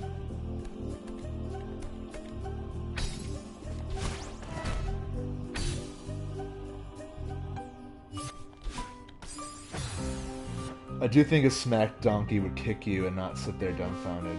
Oh, this ruin is death curse, braver than any of us. Yeah, I think the use of ass in that phrase is definitely like dating back to like speaking of a donkey. I think at least. I think I'm done analyzing that phrase, to be honest. I feel a little bit embarrassed bringing it up.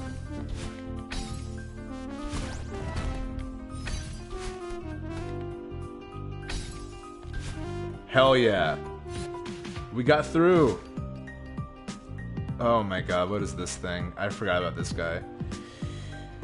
Whew. Well, that's right. I have to jump on them, and I get basically as if, hell yeah, first try, not bad. I'm into this. Oh, this is a nightmare. There we go. Oh, wait a minute. What do I have to... Is there a switch? Oh, there is. Down there.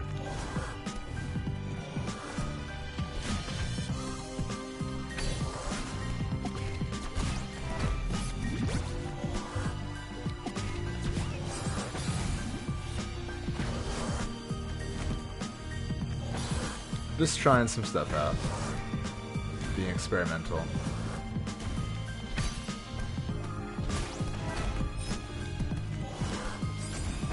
Gross. I don't like the noise this thing makes.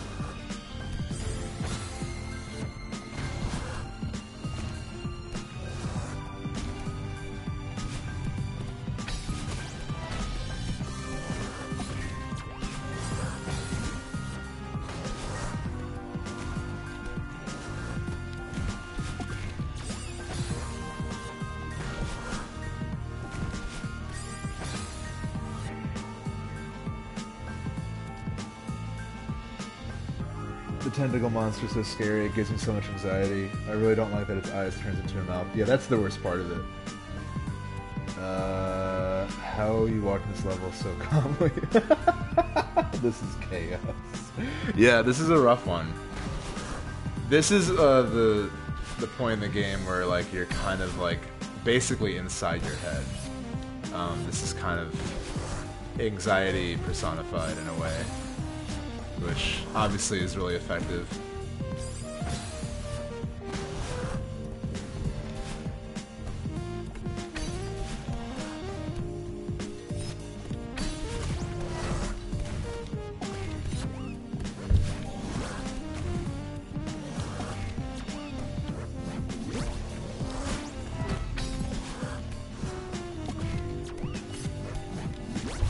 Hell yeah. Wow. I really did not expect that one to be the one, but here we are.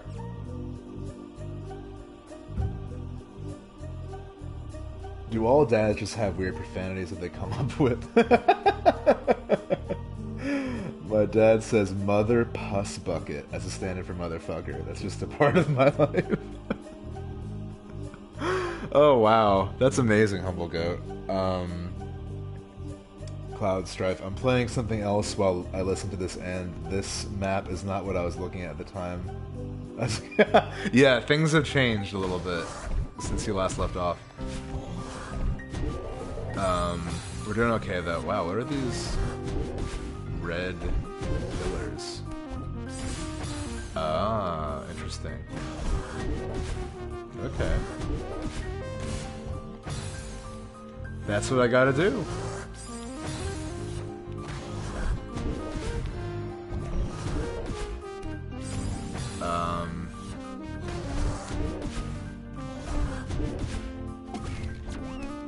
Hey, get back up and attack me.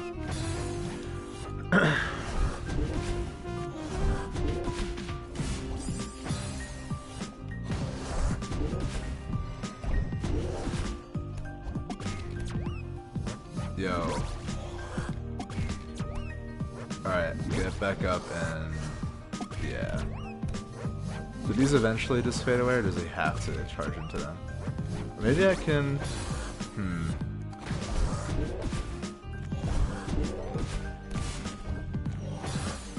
Interesting. I think I have to... I don't know, let's see. Not that. That's not the move.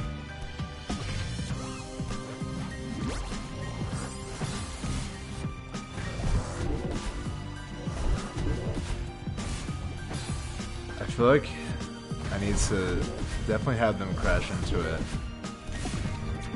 Yeah, that's the move. Wow, I gotta jump on him, but also let them crash into it. Jeez.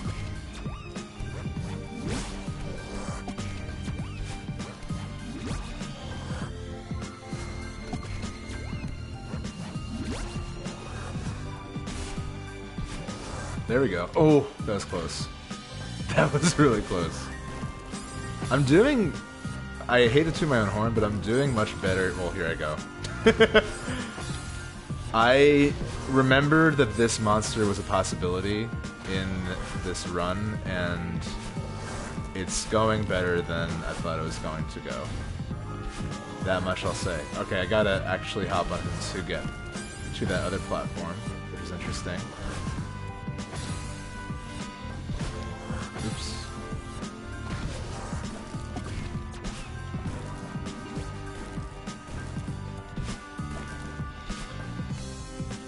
Wait for him here.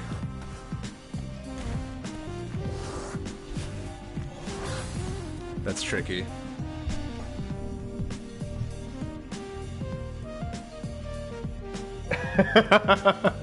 Yes, some will go. I'm 5 years older and I have an eye patch. Things have changed.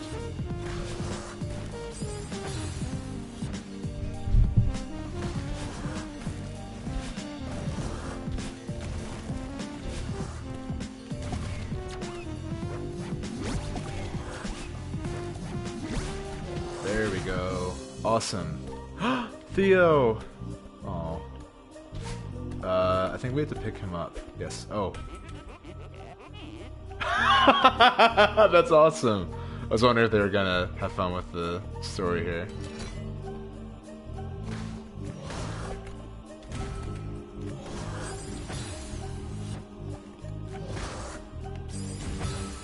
Theo's the best.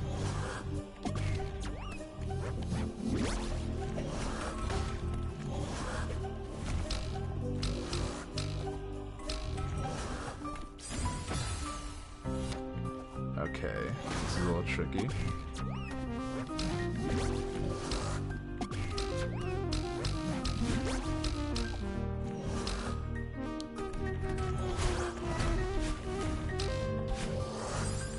Close.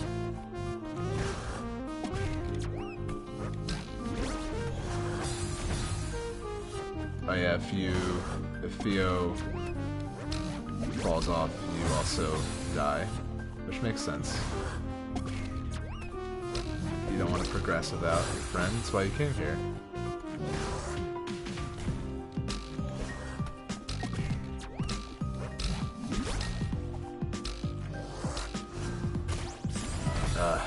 Gross.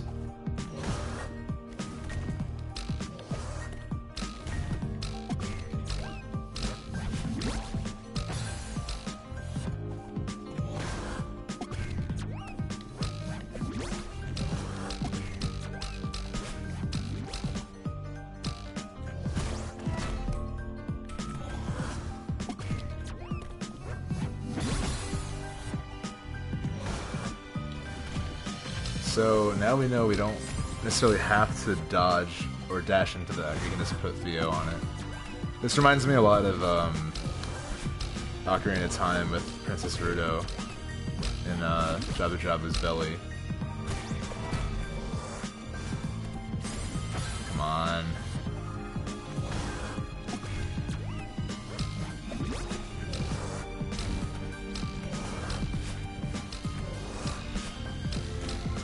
I think I like all the... Like, I love all of Ocarina of Time, but there's something really special about the early dungeons. I feel like whenever I replay that game, I always, like, end up kind of stopping, like, once I grow up, basically. Might be a hot take, I'm not sure, but... Actually, you know what I used to do? I used to just, like, as a kid, I would start a save file and then immediately delete it right when I got to the water temple, and I would just replay up until the water temple constantly, because I don't know. I mean, it's not that I don't know, the water temple is like synonymous with like extreme, like probably one of the hardest Zelda temples out there. It's not that it's that hard. I just like I feel like you have to do it in one go, otherwise you forget where you left off, and like that's where I really found it not enjoyable. Was like I don't remember where I was. I don't remember like what keys I need and where they were. All that stuff is like super tedious and not good.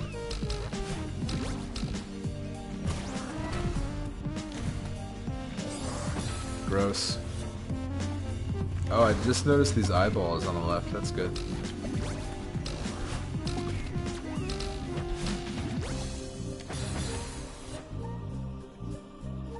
Fairly certain that the Ocarina of Time Water Temple is what spurred my year-long fear of video game water. Yeah, I can see that for sure. I feel like someone at Nintendo must have some kind of aquaphobia, because like the water levels are always the hardest. I feel like water or ice, almost always. Okay, I think we got to think of a different strategy there.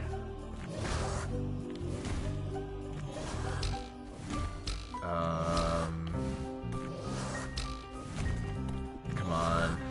There we go.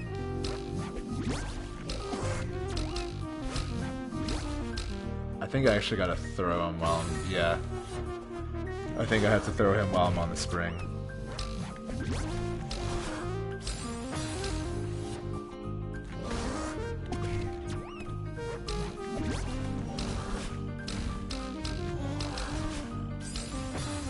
Although I do think my favorite Ocarina of Time temple is the Spirit Temple. I'm surprised that's the only one that utilized like you having to be both young Link and adult Link. I thought that was kind of cool. You need both. And like that boss fight just rules. I love the two, the witches that you have to throw, or you have to use the mirror shields. Speaking of mirrors.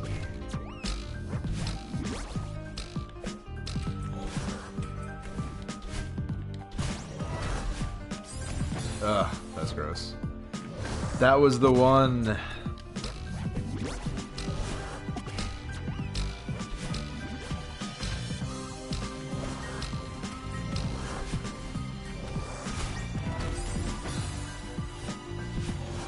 Oops.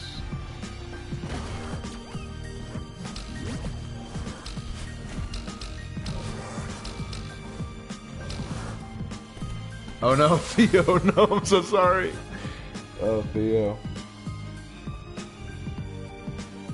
My hot take is I think the Shadow Temple was worse than the Water one. Yeah, the Shadow Temple is a little bit confusing. I feel like too, the boss for that, Bongo Bongo, I either beat right away or it takes me like a million tries. I do think those are probably the weakest of the Adult Link temples though. So the Forest Temple is awesome. Like I love the kind of weird Alice in Wonderland vibe. I'm like, it's so kind of creepy going back to where you grew up and it's all like different and weird. The Fire Temple is really fun with like the hammer and saving all the Gorons.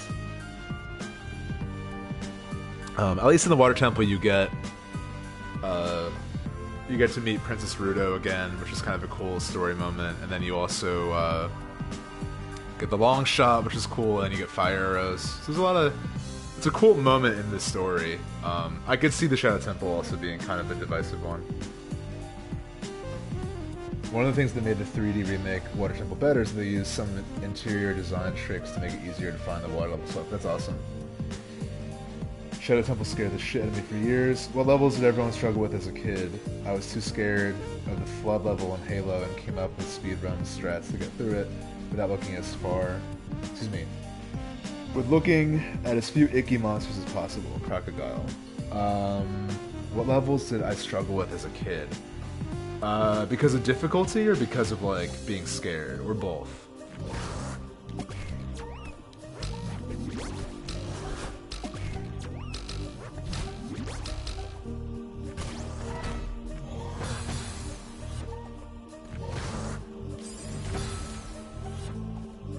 I'm trying to think.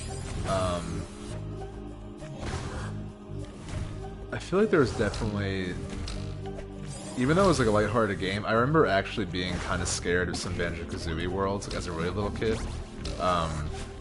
everything in that game felt so big and so open that like it was like at least kind of daunting for like someone of a certain age to play.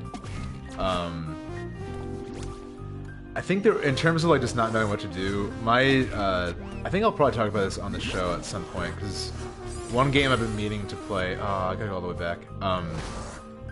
One game I've been meaning to play that came out this year that I haven't yet is the remake of Resident Evil 2.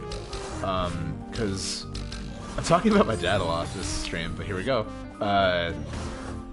My dad and I played Resident Evil 2 growing up a lot. Like, that was the game we played together, that we kind of like figured out the puzzles and like played through the same save file together. So there's a point in Resident Evil 2 where like I think we were playing as Claire for most of it, and like at that point, like we're pretty much halfway through the game. Claire had assembled like a pretty impressive arsenal of weapons. We knew the police station like the back of our hand. And then at a certain point in the game, you have to play as a new character who is only armed with a first aid spray and a picture of her family. And like immediately that story begins in a room full of zombie dogs. And we're like, you know what? It's been real. I think we're going to stop playing this for a bit. Because we just got to a point where we felt good and the game threw us for a loop.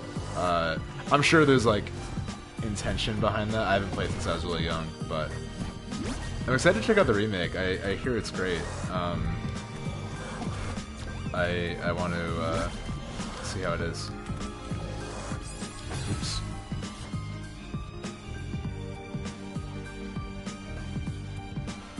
Okay, Maze. I weirdly did not play video games that much as a kid, but picked them up more as an adult, so now I struggle with all the levels. That's cool, though. I'm always interested to hear from people who got into games later in life. First of all, no shame in that at all. I didn't have a choice. I have an older sister, and she had a Nintendo like before I was born, so we had that together. We had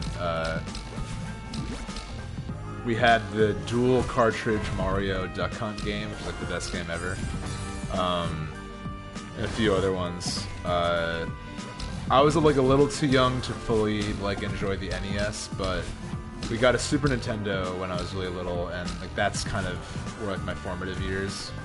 And 64 and PlayStation were like, you know, middle school, elementary school, middle school. I've always been a big Nintendo guy. Like I got PlayStation and stuff like for Final Fantasy eventually.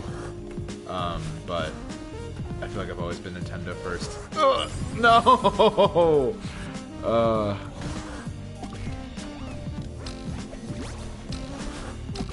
Although I didn't get a Wii U, I skipped the Wii U. Which, like, I was always close to getting a Wii U, but it just never felt like the best idea. Like, it always feels like kind of a risky decision buying any new system. Like, it's a big investment, obviously. Like, even the Switch, which I'm glad I did, because I don't think Brendan and I would have our show without a Switch. But, you know, I was like, okay, like, is this going to be worth it? Like, I'm never really in a position just to spend, like, $300 for no reason. Or not for no reason, but, like, you know, but totally worth it. Switch rules. Hot take. Let me go back to what the questions were. Let's see. Fear is a form of difficulty, no joke. The first level of Kingdom Hearts 1 when the Heartless first appeared. That is a really scary scene. Like that, even I went back and played before 3 came out. Brendan and I were revisiting. I revisited 1, he revisited 2 for one of the episodes, and I was amazed at how much I still liked the first game. And that scene in particular is like super effective. It's really sad, you know, like you lose your home. It's a lot. No, what the fuck? The Pokemon Tower. Oh my god, yeah. Was that in that was in Silver and Gold, wasn't it? Or was that a more recent one? Am I thinking of something else?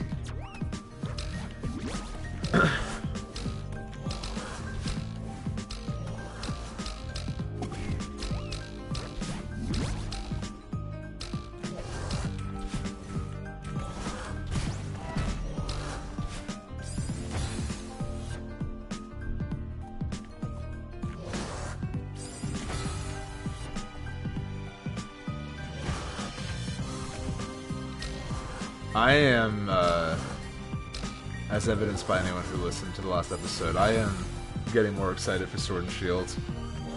Though a weird part of me almost, like, doesn't want it to come out. I just want to keep hearing updates about it, because all the updates are just so funny. Like, I love them. I love the updates so much.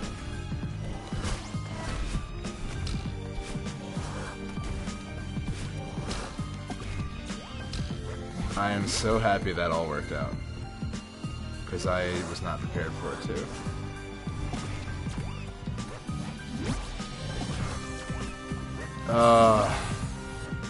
That's really tricky to get Theo all the way over there. I'll do it though. We got this. We've come pretty far in this. God, why'd I do that? As I was saying, we've come pretty far in this stream. There was that one room that I thought I was going to be stuck on for like the whole night, and I'm so glad I'm not.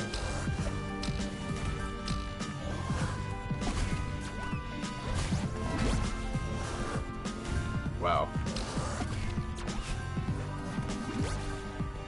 Alright, dude. Come over here, give me a bit of a boost.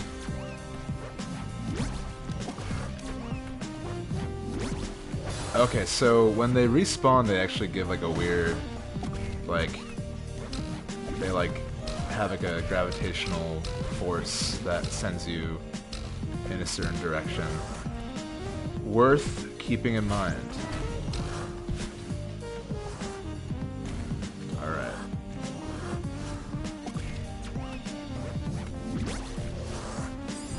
Gross. That segment of this week's episode was so good. I'm glad you liked it. Okay, Mies. It was fun to do. It's always fun reviewing those updates with Brendan. I only ever played Pokemon Tower with the sound off when I was a kid, and that totally made the experience different. Yeah, I can imagine. I feel like... I'm trying to remember... So... There was like this weird, like... fan-made like horror ROM of the Pokemon Tower that I remember my friend had, and it was really creepy. I wasn't into it. I'm like pretty hit or miss with a lot of horror games. Like, I don't know, especially these days I'm like so rarely in like a good enough mood. Well, I shouldn't say in a good enough mood, but I'm rarely in the headspace where I'm like, you know what, mess me up a little bit. Yeah, why not? Which is a shame, because I feel like I'm missing out on a lot of good media. Like I would like to see like all the new. I feel like lately there's been a lot of really good horror movies, just like people are talking about, like Midsummer and I mean I don't know if I have the heart for something like Midsummer or Hereditary, to be honest. But I did want to see Us. I didn't get around to it, unfortunately. And in terms of video games, like I do like. We'll do our thing in October where we talk about, we'll do spooky season where we talk about spooky games, which should be fun. That's kind of what I'm waiting. I'm like hoping that Resident Evil 2 goes on sale to talk about it then. But yeah, like I can't really do like the like straight up horror stuff, like where like you only have like a candle and there's like a ghost chasing you, and it's like, I don't know. That it's just a lot. But you know what? Maybe I should break out of my comfort zone and give those games a try.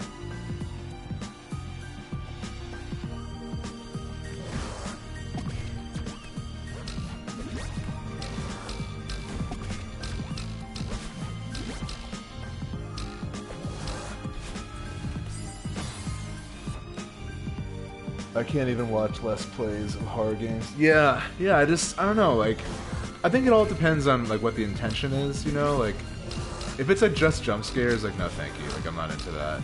I would rather not. I get anxiety just, like, going through a normal day. I don't need, like, someone yelling at me. I have enough in my head going on. I don't need any external factors making it worse.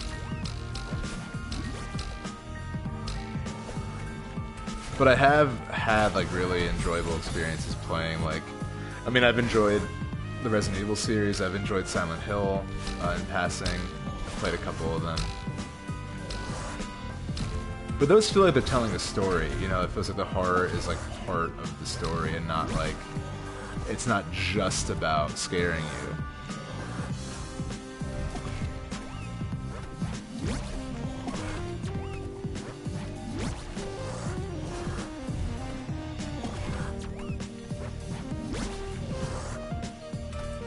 I really struggle with this part. There we go. No, what the, what the heck? Sometimes I can watch speedruns at Game Done Quick because they're so far removed from the game themselves, but for the most part, yeah, I've got enough anxiety already. Yeah, I feel the same way, Humble Goat, about a lot of horror. But I'm always open to be proven wrong. Like, if anyone watching this or who listens to our podcast, like, has a horror game they like really love, let us know. I'm totally down to check that out. What have I played in the past? Well, you know, let's wait until Halloween to talk about that. It's only August. I am open because there's not like, I mean, it's hard to say because we still got a lot of the year left, and a lot of things, including both like indie games and sometimes even Nintendo games, kind of come out last minute. So like, who knows what's left in this year? But as far as we know, like, there isn't, at least for me, there isn't like a ton coming out that like I'm super pumped for. Like, obviously I'm pumped for Pokemon, and there's a couple games on Switch coming out that I'm excited for. Link's Awakening remaster is going to be cool. But for like most of the remainder of the year, like up until like November, not too much. So I'm definitely open to looking around and experiencing more stuff.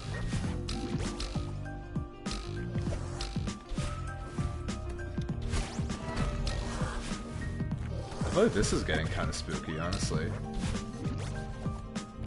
I wouldn't call this a horror game by any stretch, but this part, you could argue. Oh, there you go. There are certainly skulls and eyeballs.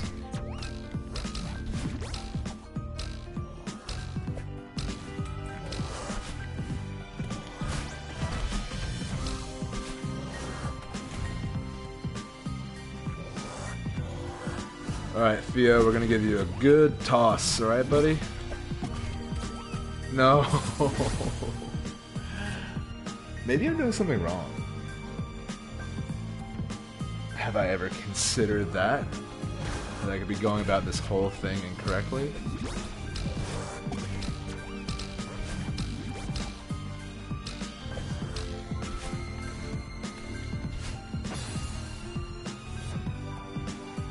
Theo just bounced the other way, my guy. Yeah, for real. I don't want to blame Theo because he is trapped in ice.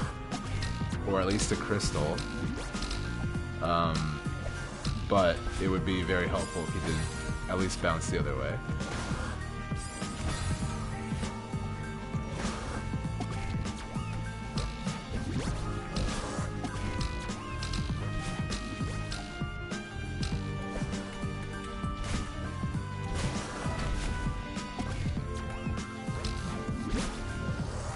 Okay, and now here. Perfect. This is the perfect spot, I think. Yes! Oh, thank God. Hell yeah.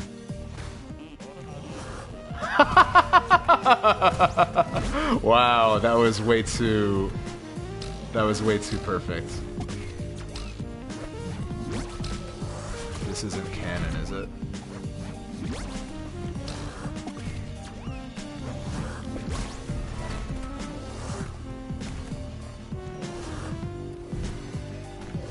This game rules. I love Celeste. Where's the switch? Oh, do I have to throw him up there? There we go. Wow. First try. Impressed. Oh boy. Here we go.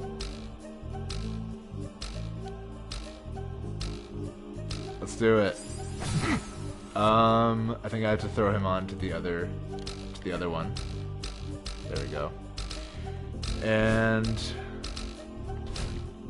how the heck do we do this?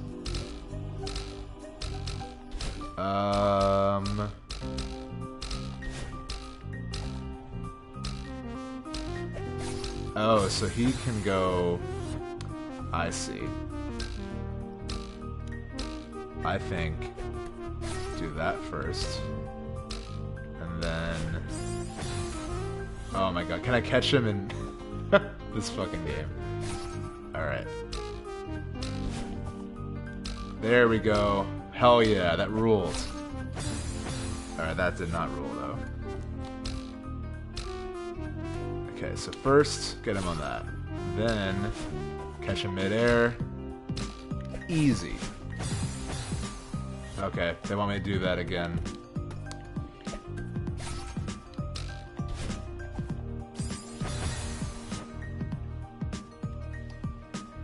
This isn't canon, is it? Is my Blue Lions loving ass playing the Black Eagles?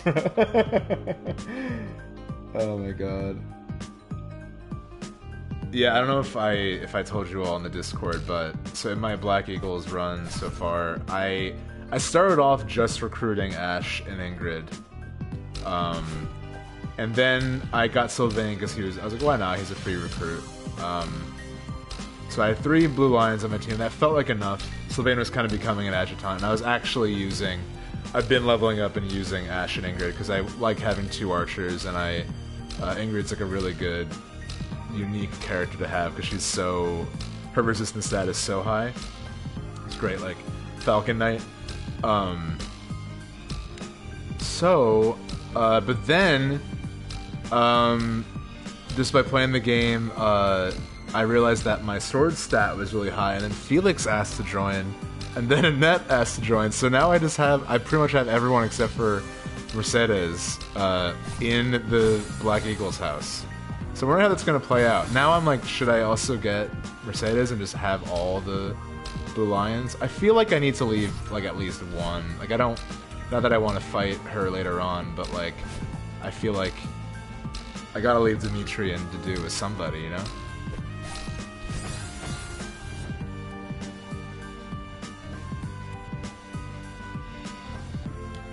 It's just amazing that they let you do that.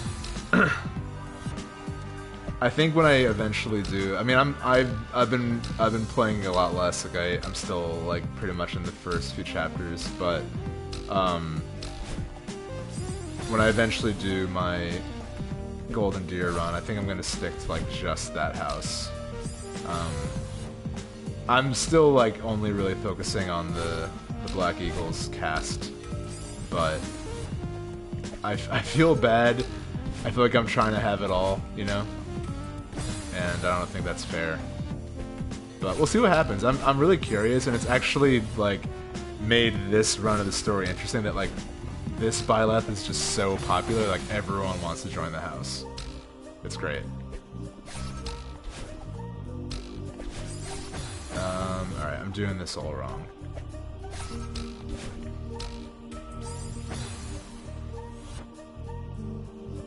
My final recruitment stats for Black Eagles run is literally everyone but Lorenz. That's amazing. Crocodile, not playing Fire Emblem yet, but if you get one of the kids killed, what happens? Parents come and request for the school. Oh no. Oh wow. I mean, so even if you have permadeath on in the first half when they're students, they don't die in the story. They just like won't be available anymore. In the latter half of the game, though, without spoiling anything, they can die. And at that point, they're adults, so they're on their own, sadly.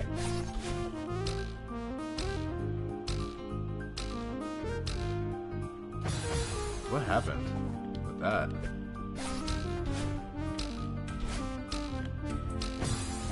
Theo, I'm gonna blame you for that one and that one alone. Everything else is my fault, but that one might have been yours.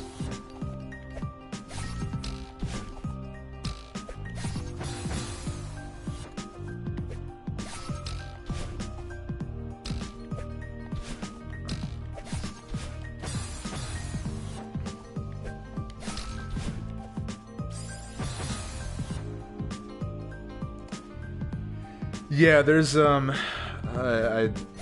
I think everyone watching this is like in the Fire Emblem Discord that we have, but roughly halfway through the game there is a 5-year time jump, and yeah, it picks up from there.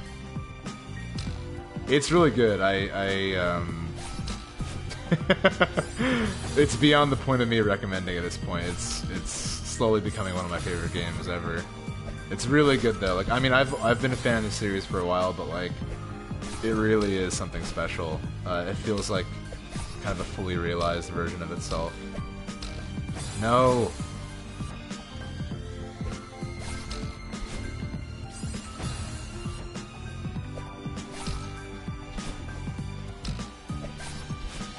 Okay, let's think about this, because I'm not sure exactly how to... Oh, I can wall jump with him. There we go. That easy. Then I just throw him while doing... Perfect! Wow, I'm amazed I just did that the first time.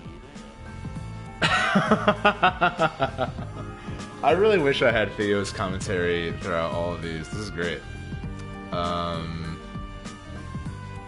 Yeah, what the fuck?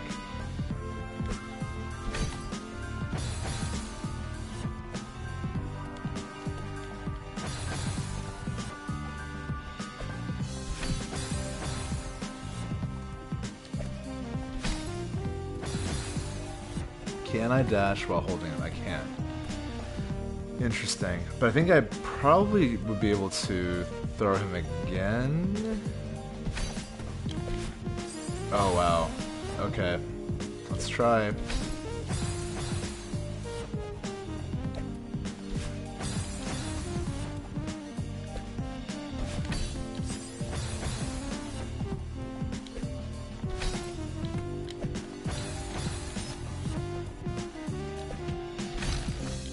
Oh, there's a...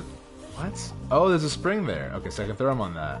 That's a little bit more manageable than what I was trying to do, I think. Let's try to get him on the spring, though.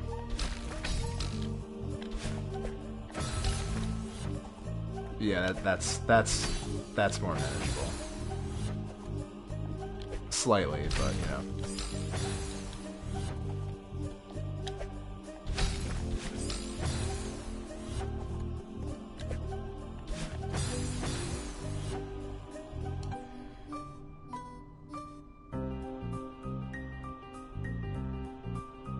I force myself to not recruit any units I use last time except Mercedes, but do the opposite things too. Yeah, that's amazing. Nice going, thank you. The mere sight of this room was enough to send me reeling back. Gonna crawl under the covers and watch the rest of the stream in comfort. Yeah, do what you gotta do. Humble Go. I played Fire Emblem for upwards of 5 hours today, but now we're talking about it and I just want to go play more Fire Emblem. What have I become? You're enjoying yourself. It's a great time. I mean, I don't know. Every now and then a game comes out that just kind of gets its hooks into you that way. The good news is that like it's not like I don't know.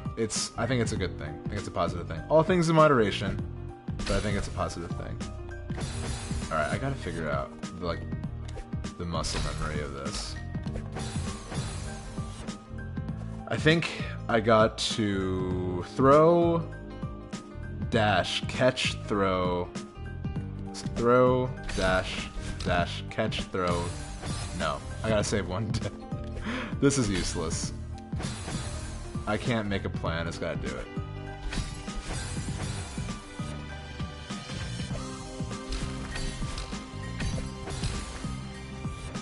Okay.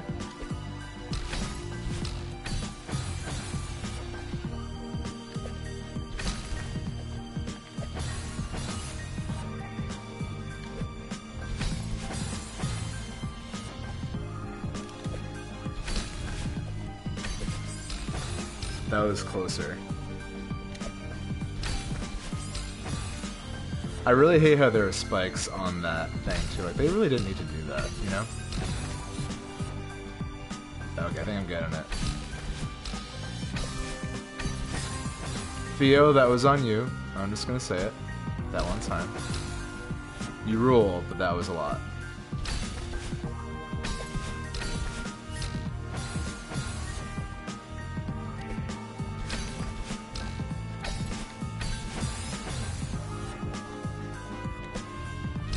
on, my guy, you got this. This is canon. Oh, that was so good.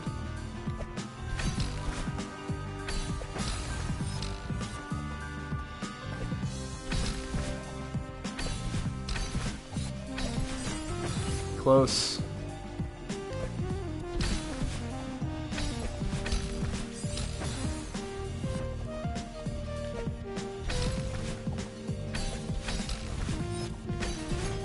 Hell yeah. Oh my god, we did it. Oh, this is the end of the level. All the B-sides end like this. Alright, let's see what we got. Do I still have to bring Theo around? I think I do.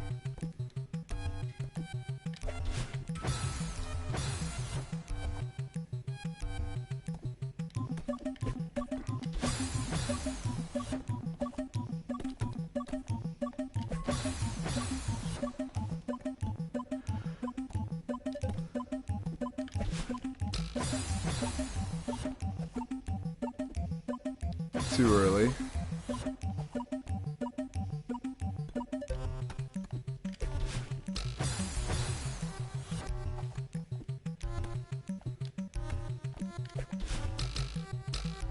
Oh god.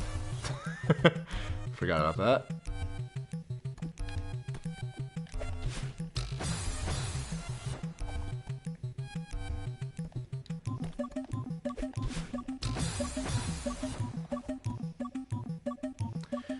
Do I need to catch him in midair again? I think I do.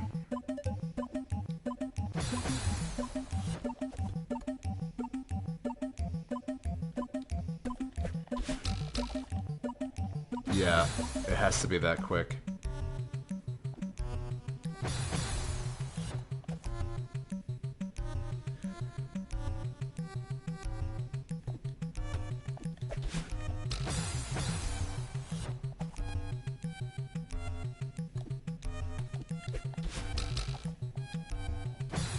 Okay. If we time it right, it actually isn't that difficult to, like, maneuver. It's just a matter of getting it exactly right. So, let's do it.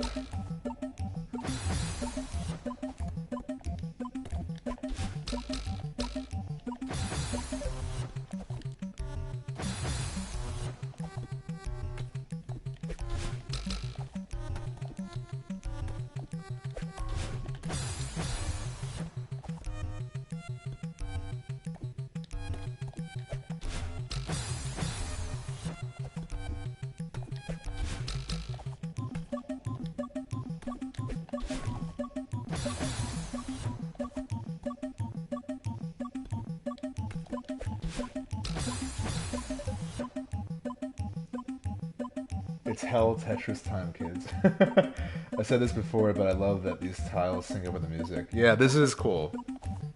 It's like almost like a helpful little system. Okay, I think I have to throw him on that, like, purple L. And then when it disappears, he'll fall on that platform when I dash.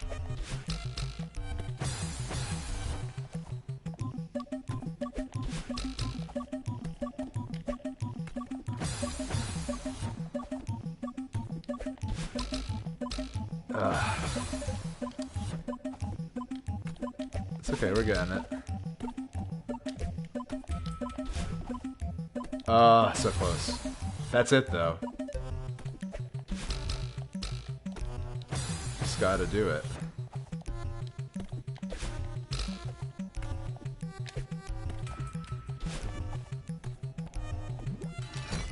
Hell yeah. Hell yeah! We did it!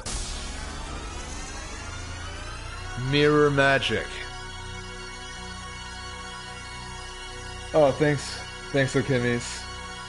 Thanks for joining us. I hope you have fun with your pals. I'm glad you got to see me beat it. Mirror magic.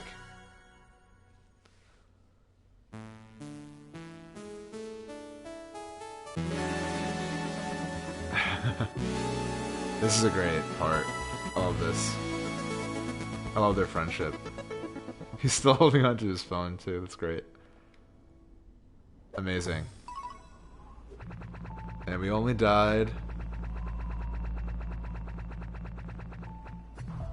less than 1,000 times. Can't ask for more. Awesome. Well, now we have the B-side for every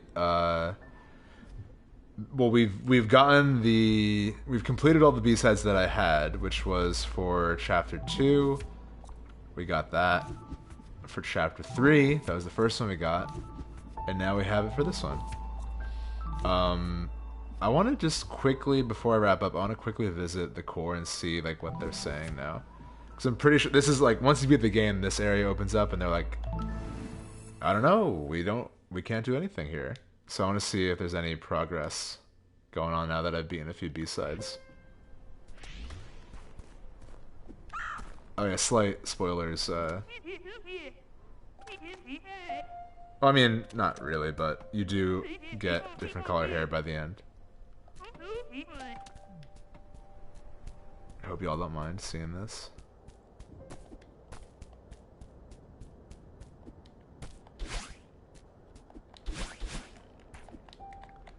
Yeah, eventually you get to the point in the story where you can dash twice, which is cool.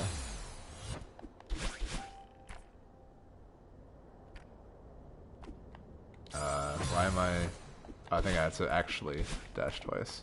There we go.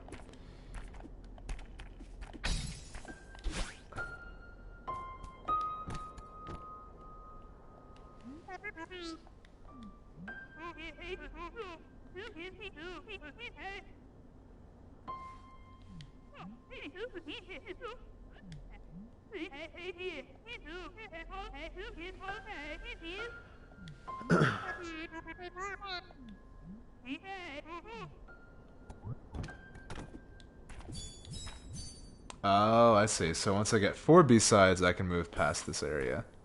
Cool. I think this is where the C-sides are, so we'll get to that eventually.